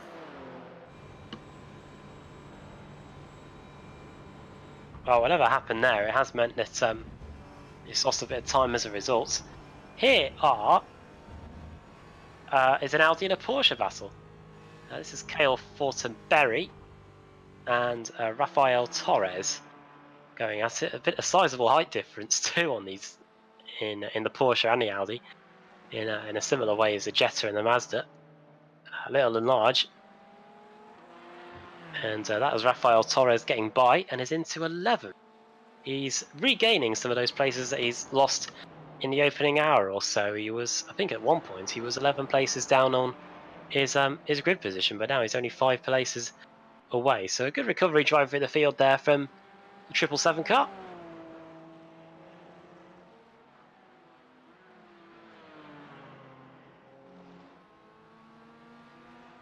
Does look like those Porsches are continuing to struggle in terms of lacking a bit of grip on the exit, as we saw Torres go through that right-hander there, and we have got another Porsche into the pits. John, it looks like Michael Keogh coming in. It was a 33-second stop for him last time he was in the pit lane, so I wonder if it might be a quicker stop this time, as all action Max Wobbles is back in a fight. This time it's against Richard Ashe. Yeah, we'll see if Max has to make another stop. That could help him if those cars in front of him don't. Or if the cars in front of him do have to stop, we'll see if Max has to come in again.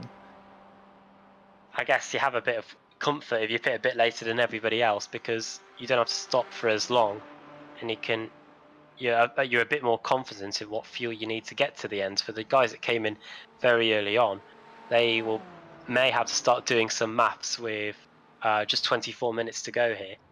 Yeah. But that Swabbles by. He's up into 6th, and here is an interclass battle. Treacle, Gagliardo, those are the 2 Porsches going at it. Just when you thought that Gagliardo was out of it after having that half spin, he's right back on the rear of Treacle, and is he going up the inside into the final corner? Where's he going? Surely he's not going to make the corner. Oh! Well, dear me. Yeah, well, I knew for certain that he wasn't going to make the corner after that. Here it is again. Talk us through it here. We're going to be on board with him, John, for this moment. Oh, I'm not seeing the same replay as you guys are seeing. Oh, we're on board with him. Up the inside. I think that was. I think Robert was just a bit overexcited there, going up the inside into that final corner, and yeah, he hits the wall for good measure. Here it is this time from the rear of Treacle. Now you see him. Now you don't. And there he is in the wall on the exit. Yeah, it's not the most. It's not the biggest overtaking opportunity, that final corner. Not to have a go at Robert's enthusiasm there, but yeah, it looked like a great move for a half a second there, and then it turned out to be not so good a move. What's that phrase on Top Gear in the UK? Ambitious, but rubbish maybe on that occasion. 33 laps in the books then here in the American Endurance Racing iRacing Championship. Adam Bath here with the president and founder of this series in John Kalesa. Marco Barbanera providing all the cameras, replays, organising all the graphics for you. It's a combined effort from all of us here. There's that tunnel turn that, as we're looking from the blimp here, that John was mentioning to us earlier. I can tell you, I don't think we reported this, that car 365 was removed from the race for committing numerous incidents. And that would be Zachary Spielman, who we saw earlier going off it early on in the race. I think the last we saw of him was at the carousel. Who are we looking at here? This is a replay of Robert at it again. He's got an Audi in front of him this time. Is he going to end up going for a spin here? Oh, well. Well, we talked about a lack of front-end grip in the Porsches, and now there was definitely a lack of rear-end grip for Robert there. And if there was any question about whether he picked up any damage from his running with a tyre barrier on the last lap, I don't think we can deny that now, as he went off into the tyres there. Now then, we have got a fight for the lead. And Christopher Bank was able to gain nearly 5 seconds on Christopher Pikes on that last lap. Yeah, how did that happen? I think that's the question we're asking. I wonder if there's a section in the event viewer that might help us out to work out what on earth has happened, because all of a sudden we've now got to fight for the lead. And Yeah, I wonder if Christopher had enough. yeah, and just when we were saying that it can be quite demoralising for Bank knowing that he wouldn't be able to get near Pites. He's found a chance of winning this one with 20 minutes to go, so around 10 laps left here at Watkins Glen. It is just about a 2-minute lap. He's up the inside. He leaves the door open. They drift wide on the exit. Unfortunately, there's no contact, but it looks like Christopher's just about going to hold on. Up to the top of the hill we go, up to the final section of the boot. It looks like there might be a switchback opportunity nearly between Peter and Christopher. And this is great to see with just over 15 minutes to go now. Oh, it is risky to run wide for that penultimate corner because there is that grass on the outside, and if you just dip 2 wheels into it, you could end up in the wall, as that's what Peter's done, drifting wide into the tyre barrier, and he's lost a couple of attempts.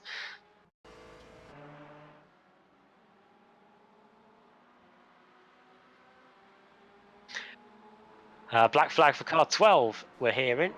That is, as my eyes go up and down the timing screen trying to find him. Car 12, that would be... Oh dear me, bear with me for a second. There you go, Peter Moden, thank you Marco. He's been shown a black flag for causing a collision, so he is going down the pit lane now.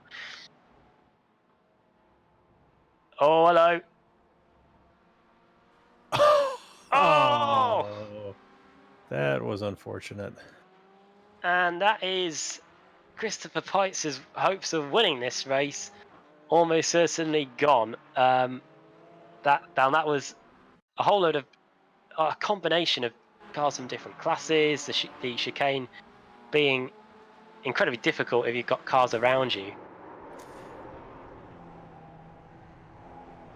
I've only just seen your comment now, Marco, on New Jersey is on iRacing. It's just a tech track. There you go.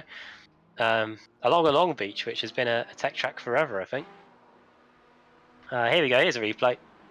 So the Mazda goes up the inside, misses the apex quite a bit. That causes a little bit in the checking up. Oh, and that doesn't help. Yeah, that doesn't help at all. That blue and yellow Porsche that was also rejoining the circuit didn't help. I wonder what the stewards will think about that. Pites has now lost second place as well. John, it looks like Kale is now up into second. I'm watching the replay. Yeah, it's that. Yeah, that Porsche rejoining kind of ruined everybody's day. Just a bit. And it looks like Christopher's coming into the pits. He might have a potential meatball flag, black and orange. Black flag with an orange circle in the middle, which means you've got a bit of damage, and it's unsafe for you to continue, basically, if you know. And now Peter Bank leads by 10 seconds with just over 15 minutes to go. Here's a replay. This is a change for position in terms of the fight in the Jetters. Oh, hello. And there's more stuff kicking off between the Audis. That look like Christopher Horton getting by Tim Potter, which means I think he might just have returned to the top of the Jetta and Audis, I think. Yes, he has. So Horton, after losing a few places during the pit stops, is now back in the lead of that class as Pites is now back out on the circuit, this time in 4th place. Shows you that there is quite a big spread of cars in this class, John. Even though some are quite close together, after that there is quite a big gap between the various battles in the Porsche and the Audi class. Yes, I mean, there's still like really nice battles going on, even this far into the race. It's good to see like really close racing. The Class 3 guys still battling for the top. A lot of good racing. All right. So far today, all we've seen is the Audis go backwards. So I'd like to see Pennington get a potential overtake done here. He's got Pennington. He's got Robert Gagliardo just in front of him, and there is the view of the man at work. All calm in there. Shifting up through the gears, over the crest, and into the final 2 corners on the boots. Don't think he's going to be able to get up the inside there. Oh, thought Bites was going to get rear-ended by Gagliardo there, but he was able to carry on nonetheless. And whenever we've seen big battles like this, they don't usually tend to end too well so far from what we've seen today. And we've got a few Mazdas in front of us as well, which didn't help Christopher earlier. There you go, that's Pennington up the inside. He got a fantastic run on the exit of the bus stop. Exit of the boot. And he is now past Pennington and up into 5th. So we do have an Audi back in the top 5 now as they come out of the final corner.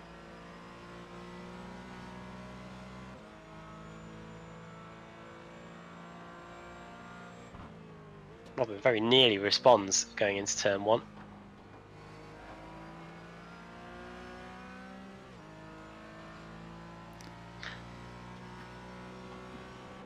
I'm not sure. Who's he flashing his lights to there?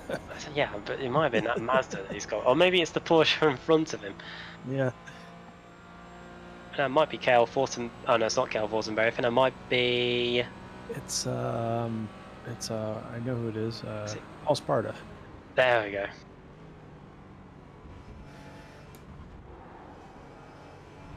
His livery in AER is always green and white, so.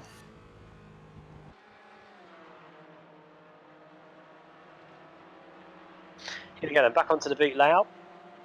Race order then with 14 minutes to go is Peter Bank leading Kale Engelage by 3 seconds. So the gap is still coming down, so you still might have a grandstand finish here.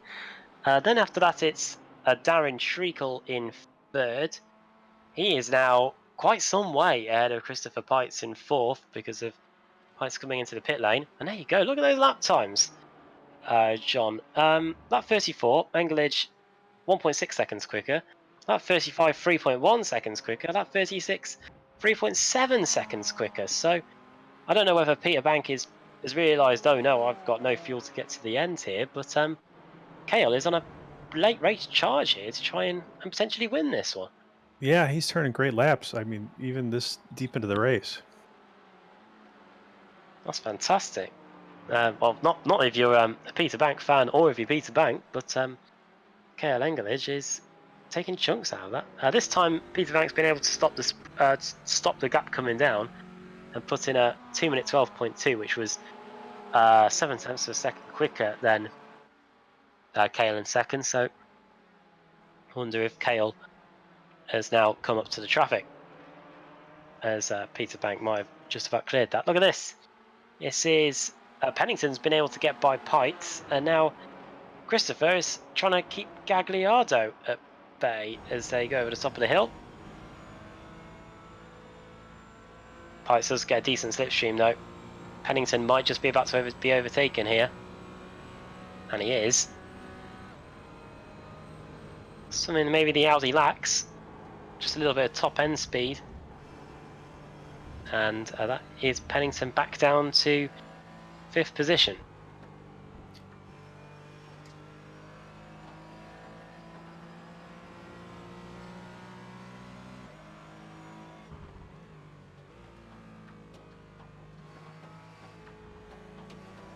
Now, one thing that is an advantage for the Audi is that, of course, with it being front-wheel drive, if you do get tapped into a spin, John, you can just put your foot hard down on the accelerator and the front will bring itself round again.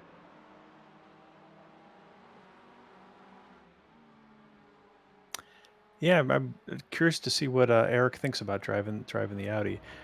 I first met Eric when he was racing Specky 30s, and he did that for quite a while. He was very good in Specky 30 in the East Coast of the U.S. He's raced with AER quite a bit also, but here he's in a front-wheel drive car. What were those cars that he was racing in Florida then? Just for someone here that doesn't know, myself here, were they like single seaters or? What's that? The cars that that Eric was racing. It was BMW Specky 30s. So they're oh E30 yeah, sorry, they're not built working at all. built to a spec. They're very, very popular series. A bunch of the guys who are racing here have done that. It's a really nice club atmosphere of all the guys who race those cars. Yeah, I'd be down for that. There's a keen touring car lover here. I think Dale Jr. is once. I think I did see him tweeting about the British Touring Car Championship once. Here we go, fight for the lead then. It's finally arrived. And just when I said that Peter Bank was romping off to victory, he has now got someone that hasn't read the script in KL English here.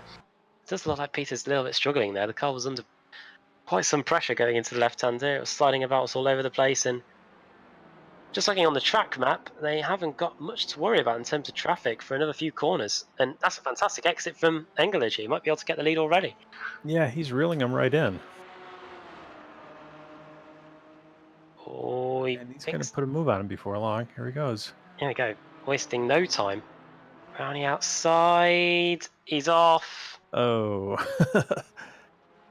That is a good place to make a move, because if you can hold even with him there, you got the inside on the next one, but he just pushed a little too hard. There it is on a replay. I guess with 10 minutes to go, you just got to bite the bullet and go for it, really. There he goes off the circuit.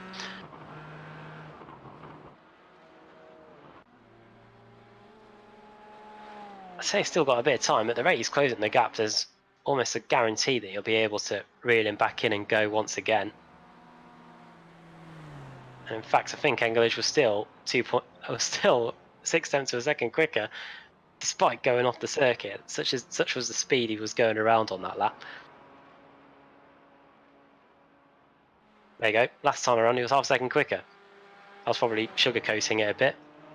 And this is now going to get things interesting, because they've got quite a bit of traffic to get through. So the gap could either be bigger by the end of this lap, or we could end up seeing a position change. They've got two Mazdas to get by, and then once they get by them, they'll be going to a back marker Porsche here. And there you go. He was about 1.5 seconds at the beginning of the lap, and now KL English is within 2 tenths of a second.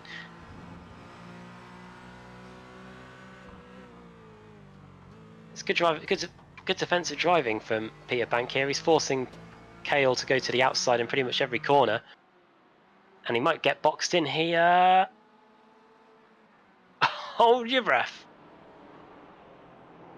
Oh no. Oh, boys. Well, I wonder if that's something the stewards might take a look at. Peter Bank keeping the lead by hook or by crook.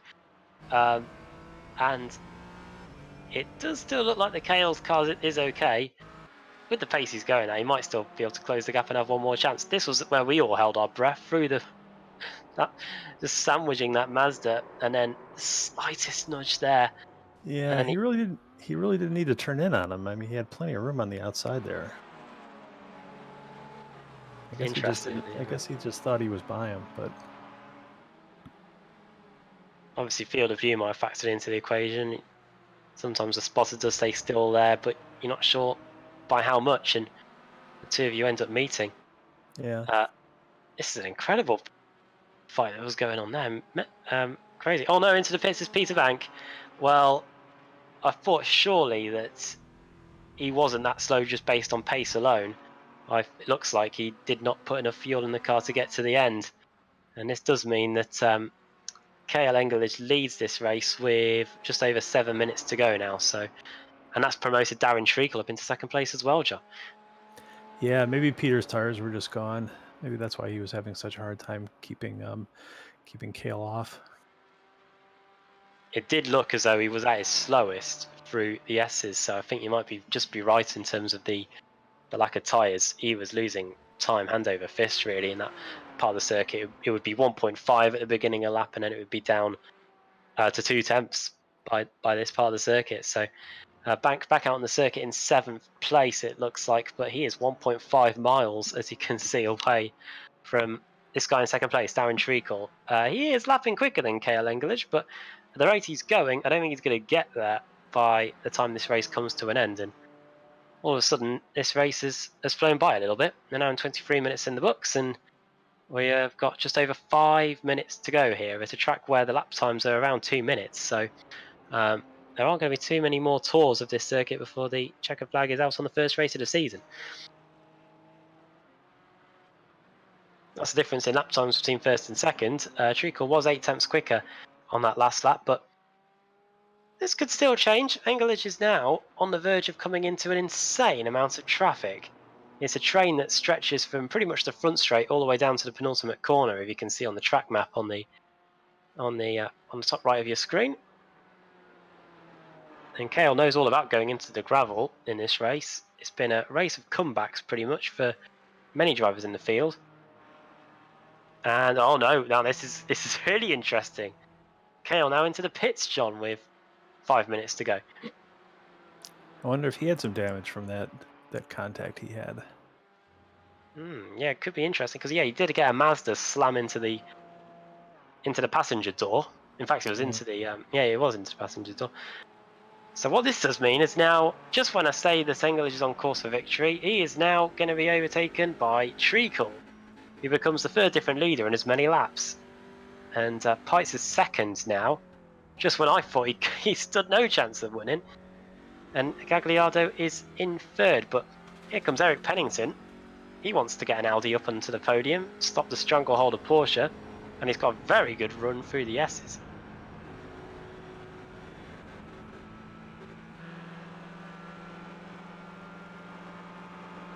Looking on board of the Audi there, man from Indiana.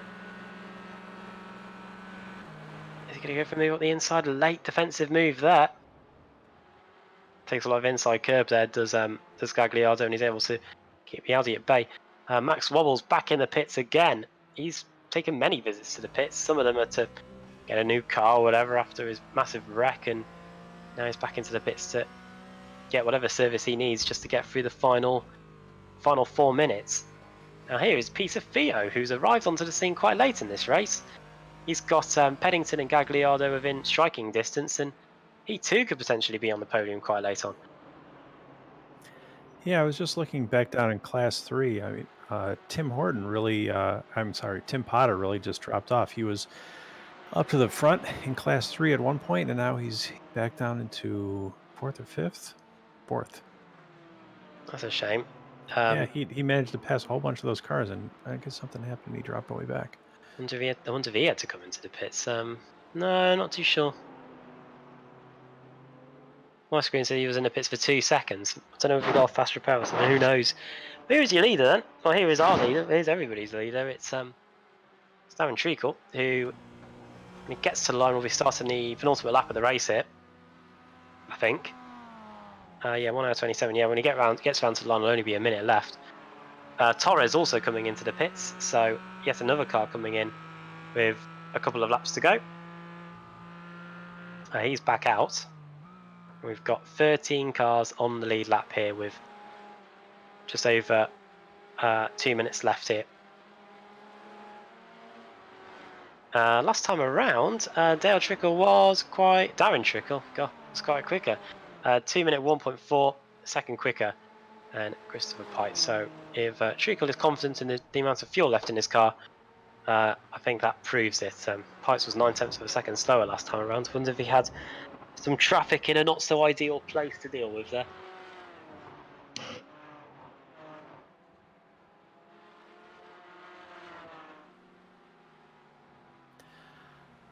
Boy, a lot of shakeups in the lead of this race. So many Sure, changes. So many lead changes at the front. It didn't seem possible, I don't think, at some points in the race, because the leaders had an insurmountable lead, really. But traffic factoring into the equation, different pit stops and whatnot, has meant that drivers in the lead have not lasted there very long. Here is Christopher Horton then, who is back in the lead of the Jetters, up in 23rd place overall. And here is the overall race leader. So these guys are quite close to one another. And a great battle for third. I mean, Eric Pennington and Rob Gagliardo. That's going to come right down to the checkers. And oh no, is Darren Treacle about to lose the lead with a lap left? Purple sectors by Christopher Pites. The purple sector, in fact, in sector 3, and the gap is 1.2 seconds as they start the final lap of the race. 1.4 seconds taken out by Treacle just on that lap alone. And have we got much traffic for those guys to encounter? We do. So hold on, folks. This could be a pretty interesting finish as the gap now comes underneath a second. Let's not forget Christopher Pites came in to get had to come in, and after a bit of contact, and all of a sudden he's now half a second away from getting a race victory here. I wonder if Darren is now having to worry about making it to the line. Oh no, he's hit him, and that forces the Porsche to get a bit sideways. And now they're about to enter a sea of Mazdas, John. Yeah, this is going to be close. You lost a lot of momentum there. Incredible, really. After 90 minutes of racing, it all comes down to this. Up the inside of the Mazdas they go. Christopher very late on the brakes. We don't want to see the race ended with these two taking one another out. No. I bet Robert would like to see that happen. He'd end up taking the victory into the right-hander. We've finally negotiated the Mazdas. That took quicker than expected. They've only got to get by one more, which is a Porsche, in fact, so they won't need to worry about him too much unless he's superly slow. And now here comes Christopher Pites on the outside. Could he get the lead around the outside here? We did see drivers try to do this on the previous few laps and end up going and putting two wheels into the dirt. He gets forced wide. He stays on the circuit though. A little contact there, a little door to door. I think that should just about be clean. 2 corners to go then. And I think we might have to see a send worthy of what we saw earlier if Christopher's going to win this one. Penultimate corner here through the left-hander. He gains tons of time. The gap comes down visibly here. Darren Treacle does the right thing, covers the inside line. Will he? He's not going to make the corner. That's going to be brilliant. That's going to be that's Christopher Pites that gets the race lead through the final corner. Coming down to the final few seconds, you've got to feel for Darren Treacle though.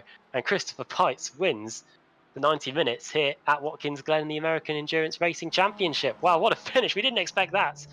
And Treacle comes second, Gagliardo in third, Pennington fourth, and Peter Fio completes the top 5, John. That was an amazing finish. I don't know what happened there. It did look like that, yeah. Yeah, just like a little mistake, and he was able to go outside and then go inside him, and he just drag raced him out of 13. Perfect setup. Well, we've rewinded back to the final sector. Here's the little bit of contact that we saw at the bottom of the boot. Here we go. We should get a decent view of this. Here it is from the helicopter. That's fine. Now, I think what cost Darren here is that he was too much on the inside going into the final corner, which meant he was at a severe disadvantage going onto the front straight. Here we go. We're on board with Christopher. Into the penultimate corner. In we go. I was about to say that Darren's doing the right thing. I think he was just too much on the inside, and you can see, please turn. He's almost at a 90-degree angle, the steering wheel. And then straight up the inside, quick as a flash. And he gets the race lead. I think we might be able to get some interviews after the race. I think we need to send the Discord deets out to everyone, but we still have cars still yet to come across the line. I think Tyler Hoffman still hasn't taken the checkered flag yet. Neither has Cale Fortenberry, and he's just coming across the line now, I believe. And then after that, it is Richard Ash, who is here, the man from New England, coming into the final corner. He's coasting, and I think he might be potentially out of fuel. The good thing for him though is that everybody behind him has already taken the flag, so he won't lose any positions from this. Still sounds like it's got drive though, so I'm not sure whether what's going on there. But that is everybody across the line now in this 90-minute race. How Watkins Glen, it's really ebbed and flowed throughout, and we should get the race results up on your screen soon before we get some interviews here on the Discord. So here we go. Christopher Pites wins by just 0.4 of a second in the end. Robert Gagliardo finishes in third, just 0.4 ahead of Eric Pennington. So close for the Audi to get on the podium there. Fifth of Peter Fio. In fact, it's fifth Peter and sixth Peter. There you go. 0.3 of a second between Peter Bank and Carl Engelage there. Those two drivers that were in the lead earlier that got involved in a bit of contact. They finish in 6th and 7th. Michael Keogh in 8th. Then 9th, Max Wobbles, who was also one of our earlier leaders. Nelson Canach in 10th. 11th place for Tyler Hoffman. Then Cale Fortenberry in 12th. 13th for Richard Ash. Then Rafael Torres in 14th. 15th for Paul Sparta. And then Mike Shell in 16th. 17th place for Christopher Rallo. Then it's Justin Fouts in 18th. 19th for Philip Moore and Chris Herbert in 20th place. Moving on further back, Taylor Hanfirk and Trevor Andrusko, 21st and 22nd. Marshall Aitken, 23rd. Nafi Coker in 24th. Then it's Jonathan Shevel. Then Jason Morris, Peter Monin, and Justin Stone in 28th place, 8 laps down. 30th for Michael Amelko.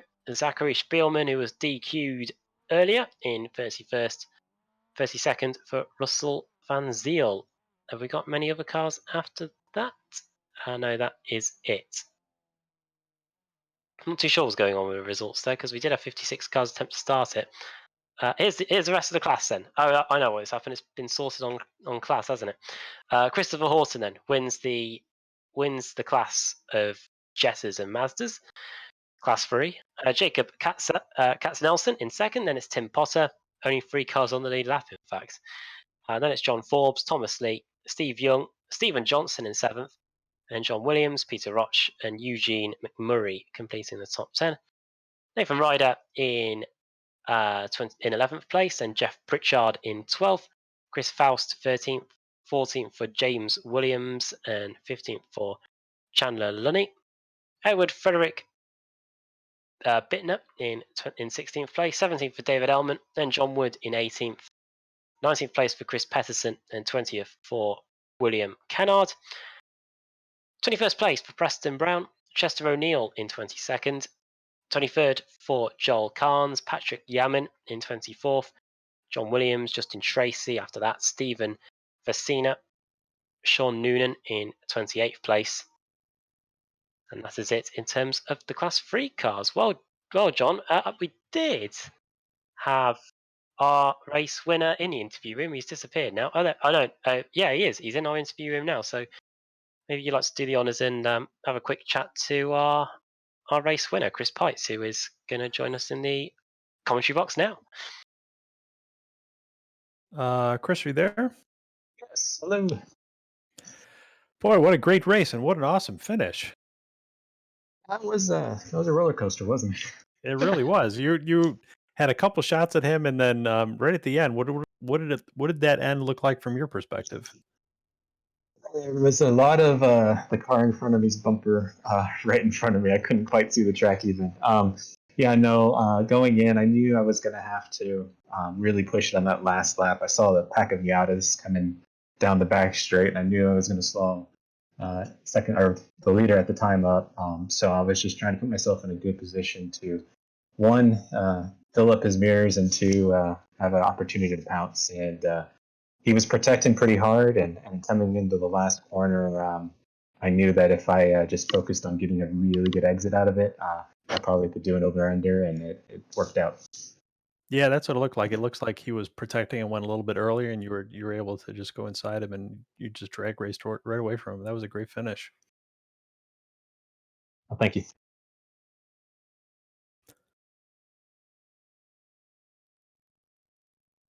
Do we have somebody else, guys, or? We do have our Jetta and Masterclass winner ready to talk to us. So let's get Christopher Horton in for a quick chat.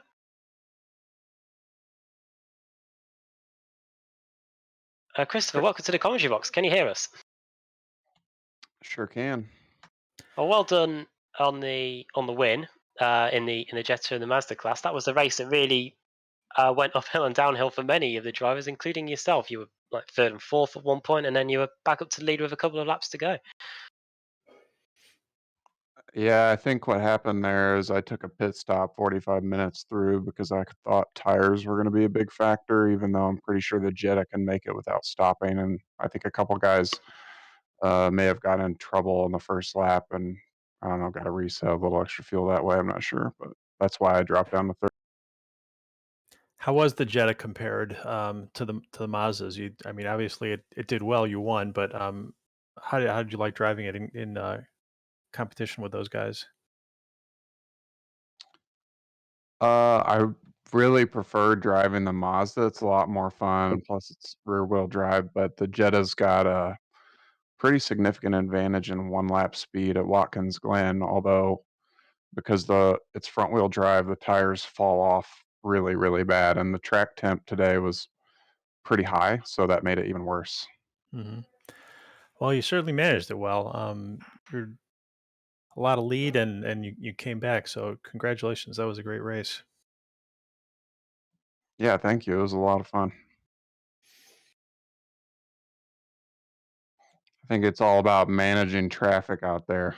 It's Yeah. pretty, Oh yeah. pretty busy. Yeah, it was pretty busy. Was it too busy or was it a good amount of busy? I mean, I think it's a good amount on a track that big. It's hard on iRacing, right? Everybody's dealing with like reduced awareness and also reduced consequences. So I think it's tricky for people. Yeah. Generally would seem like a pretty fairly clean race. But anyways, great racing tonight.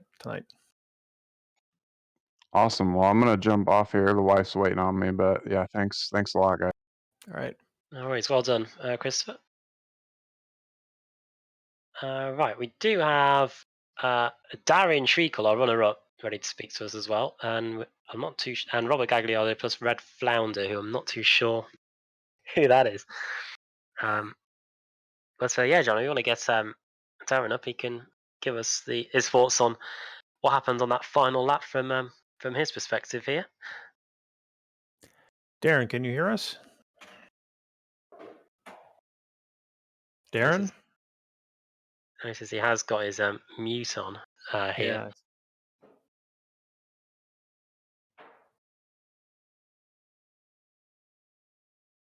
Hmm.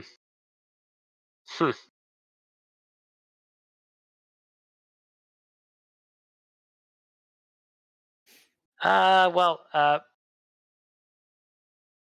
while we wait, let's see if we can get Robert to speak to us. He finished in the podium places in the end. Rob, are you there? Yeah, hey John, how's it going? I'm good. That was a great race. Did you have fun tonight? And also, congratulations on the podium. Yeah, thanks. That was a really good race. Last couple laps were pretty heated, running into traffic and just trying to get through as clean as possible.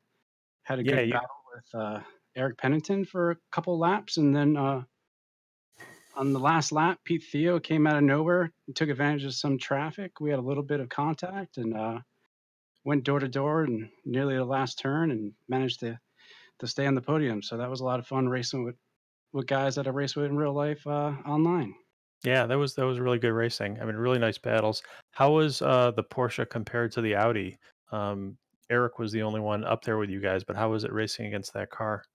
It seemed pretty good early on in the race. I think it had a lot of pace early on, but it looked like it fell off a little bit more than the Cayman. I think it was using up the front tires and not having the grip that it had in the beginning. So it definitely had some straight line speed, but overall, I think the Cayman was the car to have for this round.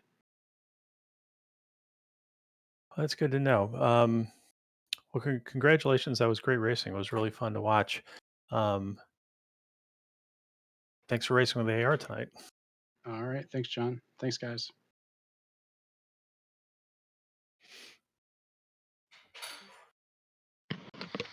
Shall we try one more time to get Darren in for a quick word? Yeah, there he is. He seems like he's maybe still muted. Yeah, looks like it. Darren can. Oh no, there he is. Darren, can you hear us?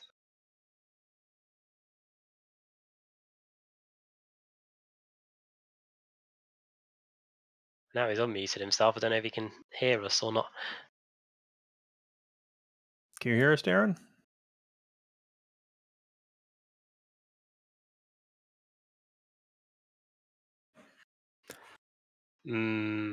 Yeah, maybe not. Might be able to hear him. Might be able to speak to him next time. Okay. Not too sure. I don't know if your guess is as good as mine who Red Flounder is on the interview waiting area. I have no idea. Hello? First of all, me and John are both trying to decipher who this is.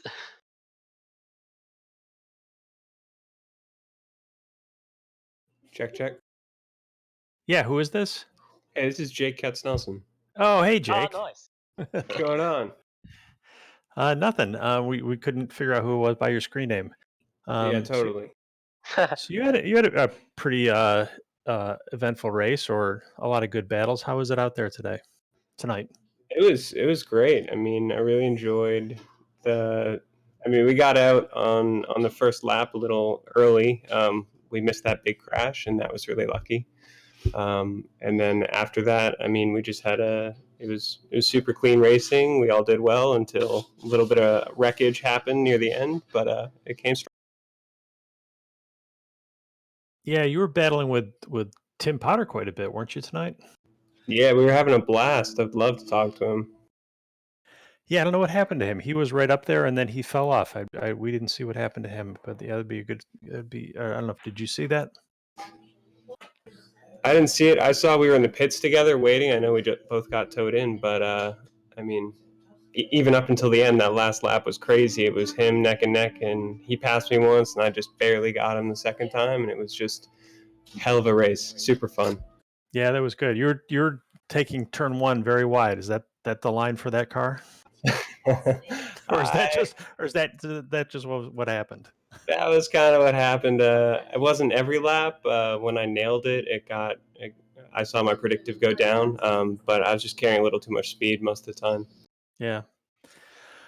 Well, anyways, great racing tonight. Thanks a lot. Thanks for racing. In the league tonight. Thanks for having us. Thanks for putting it together. I can't wait to get back to real racing. Yeah, hopefully soon. Hopefully soon.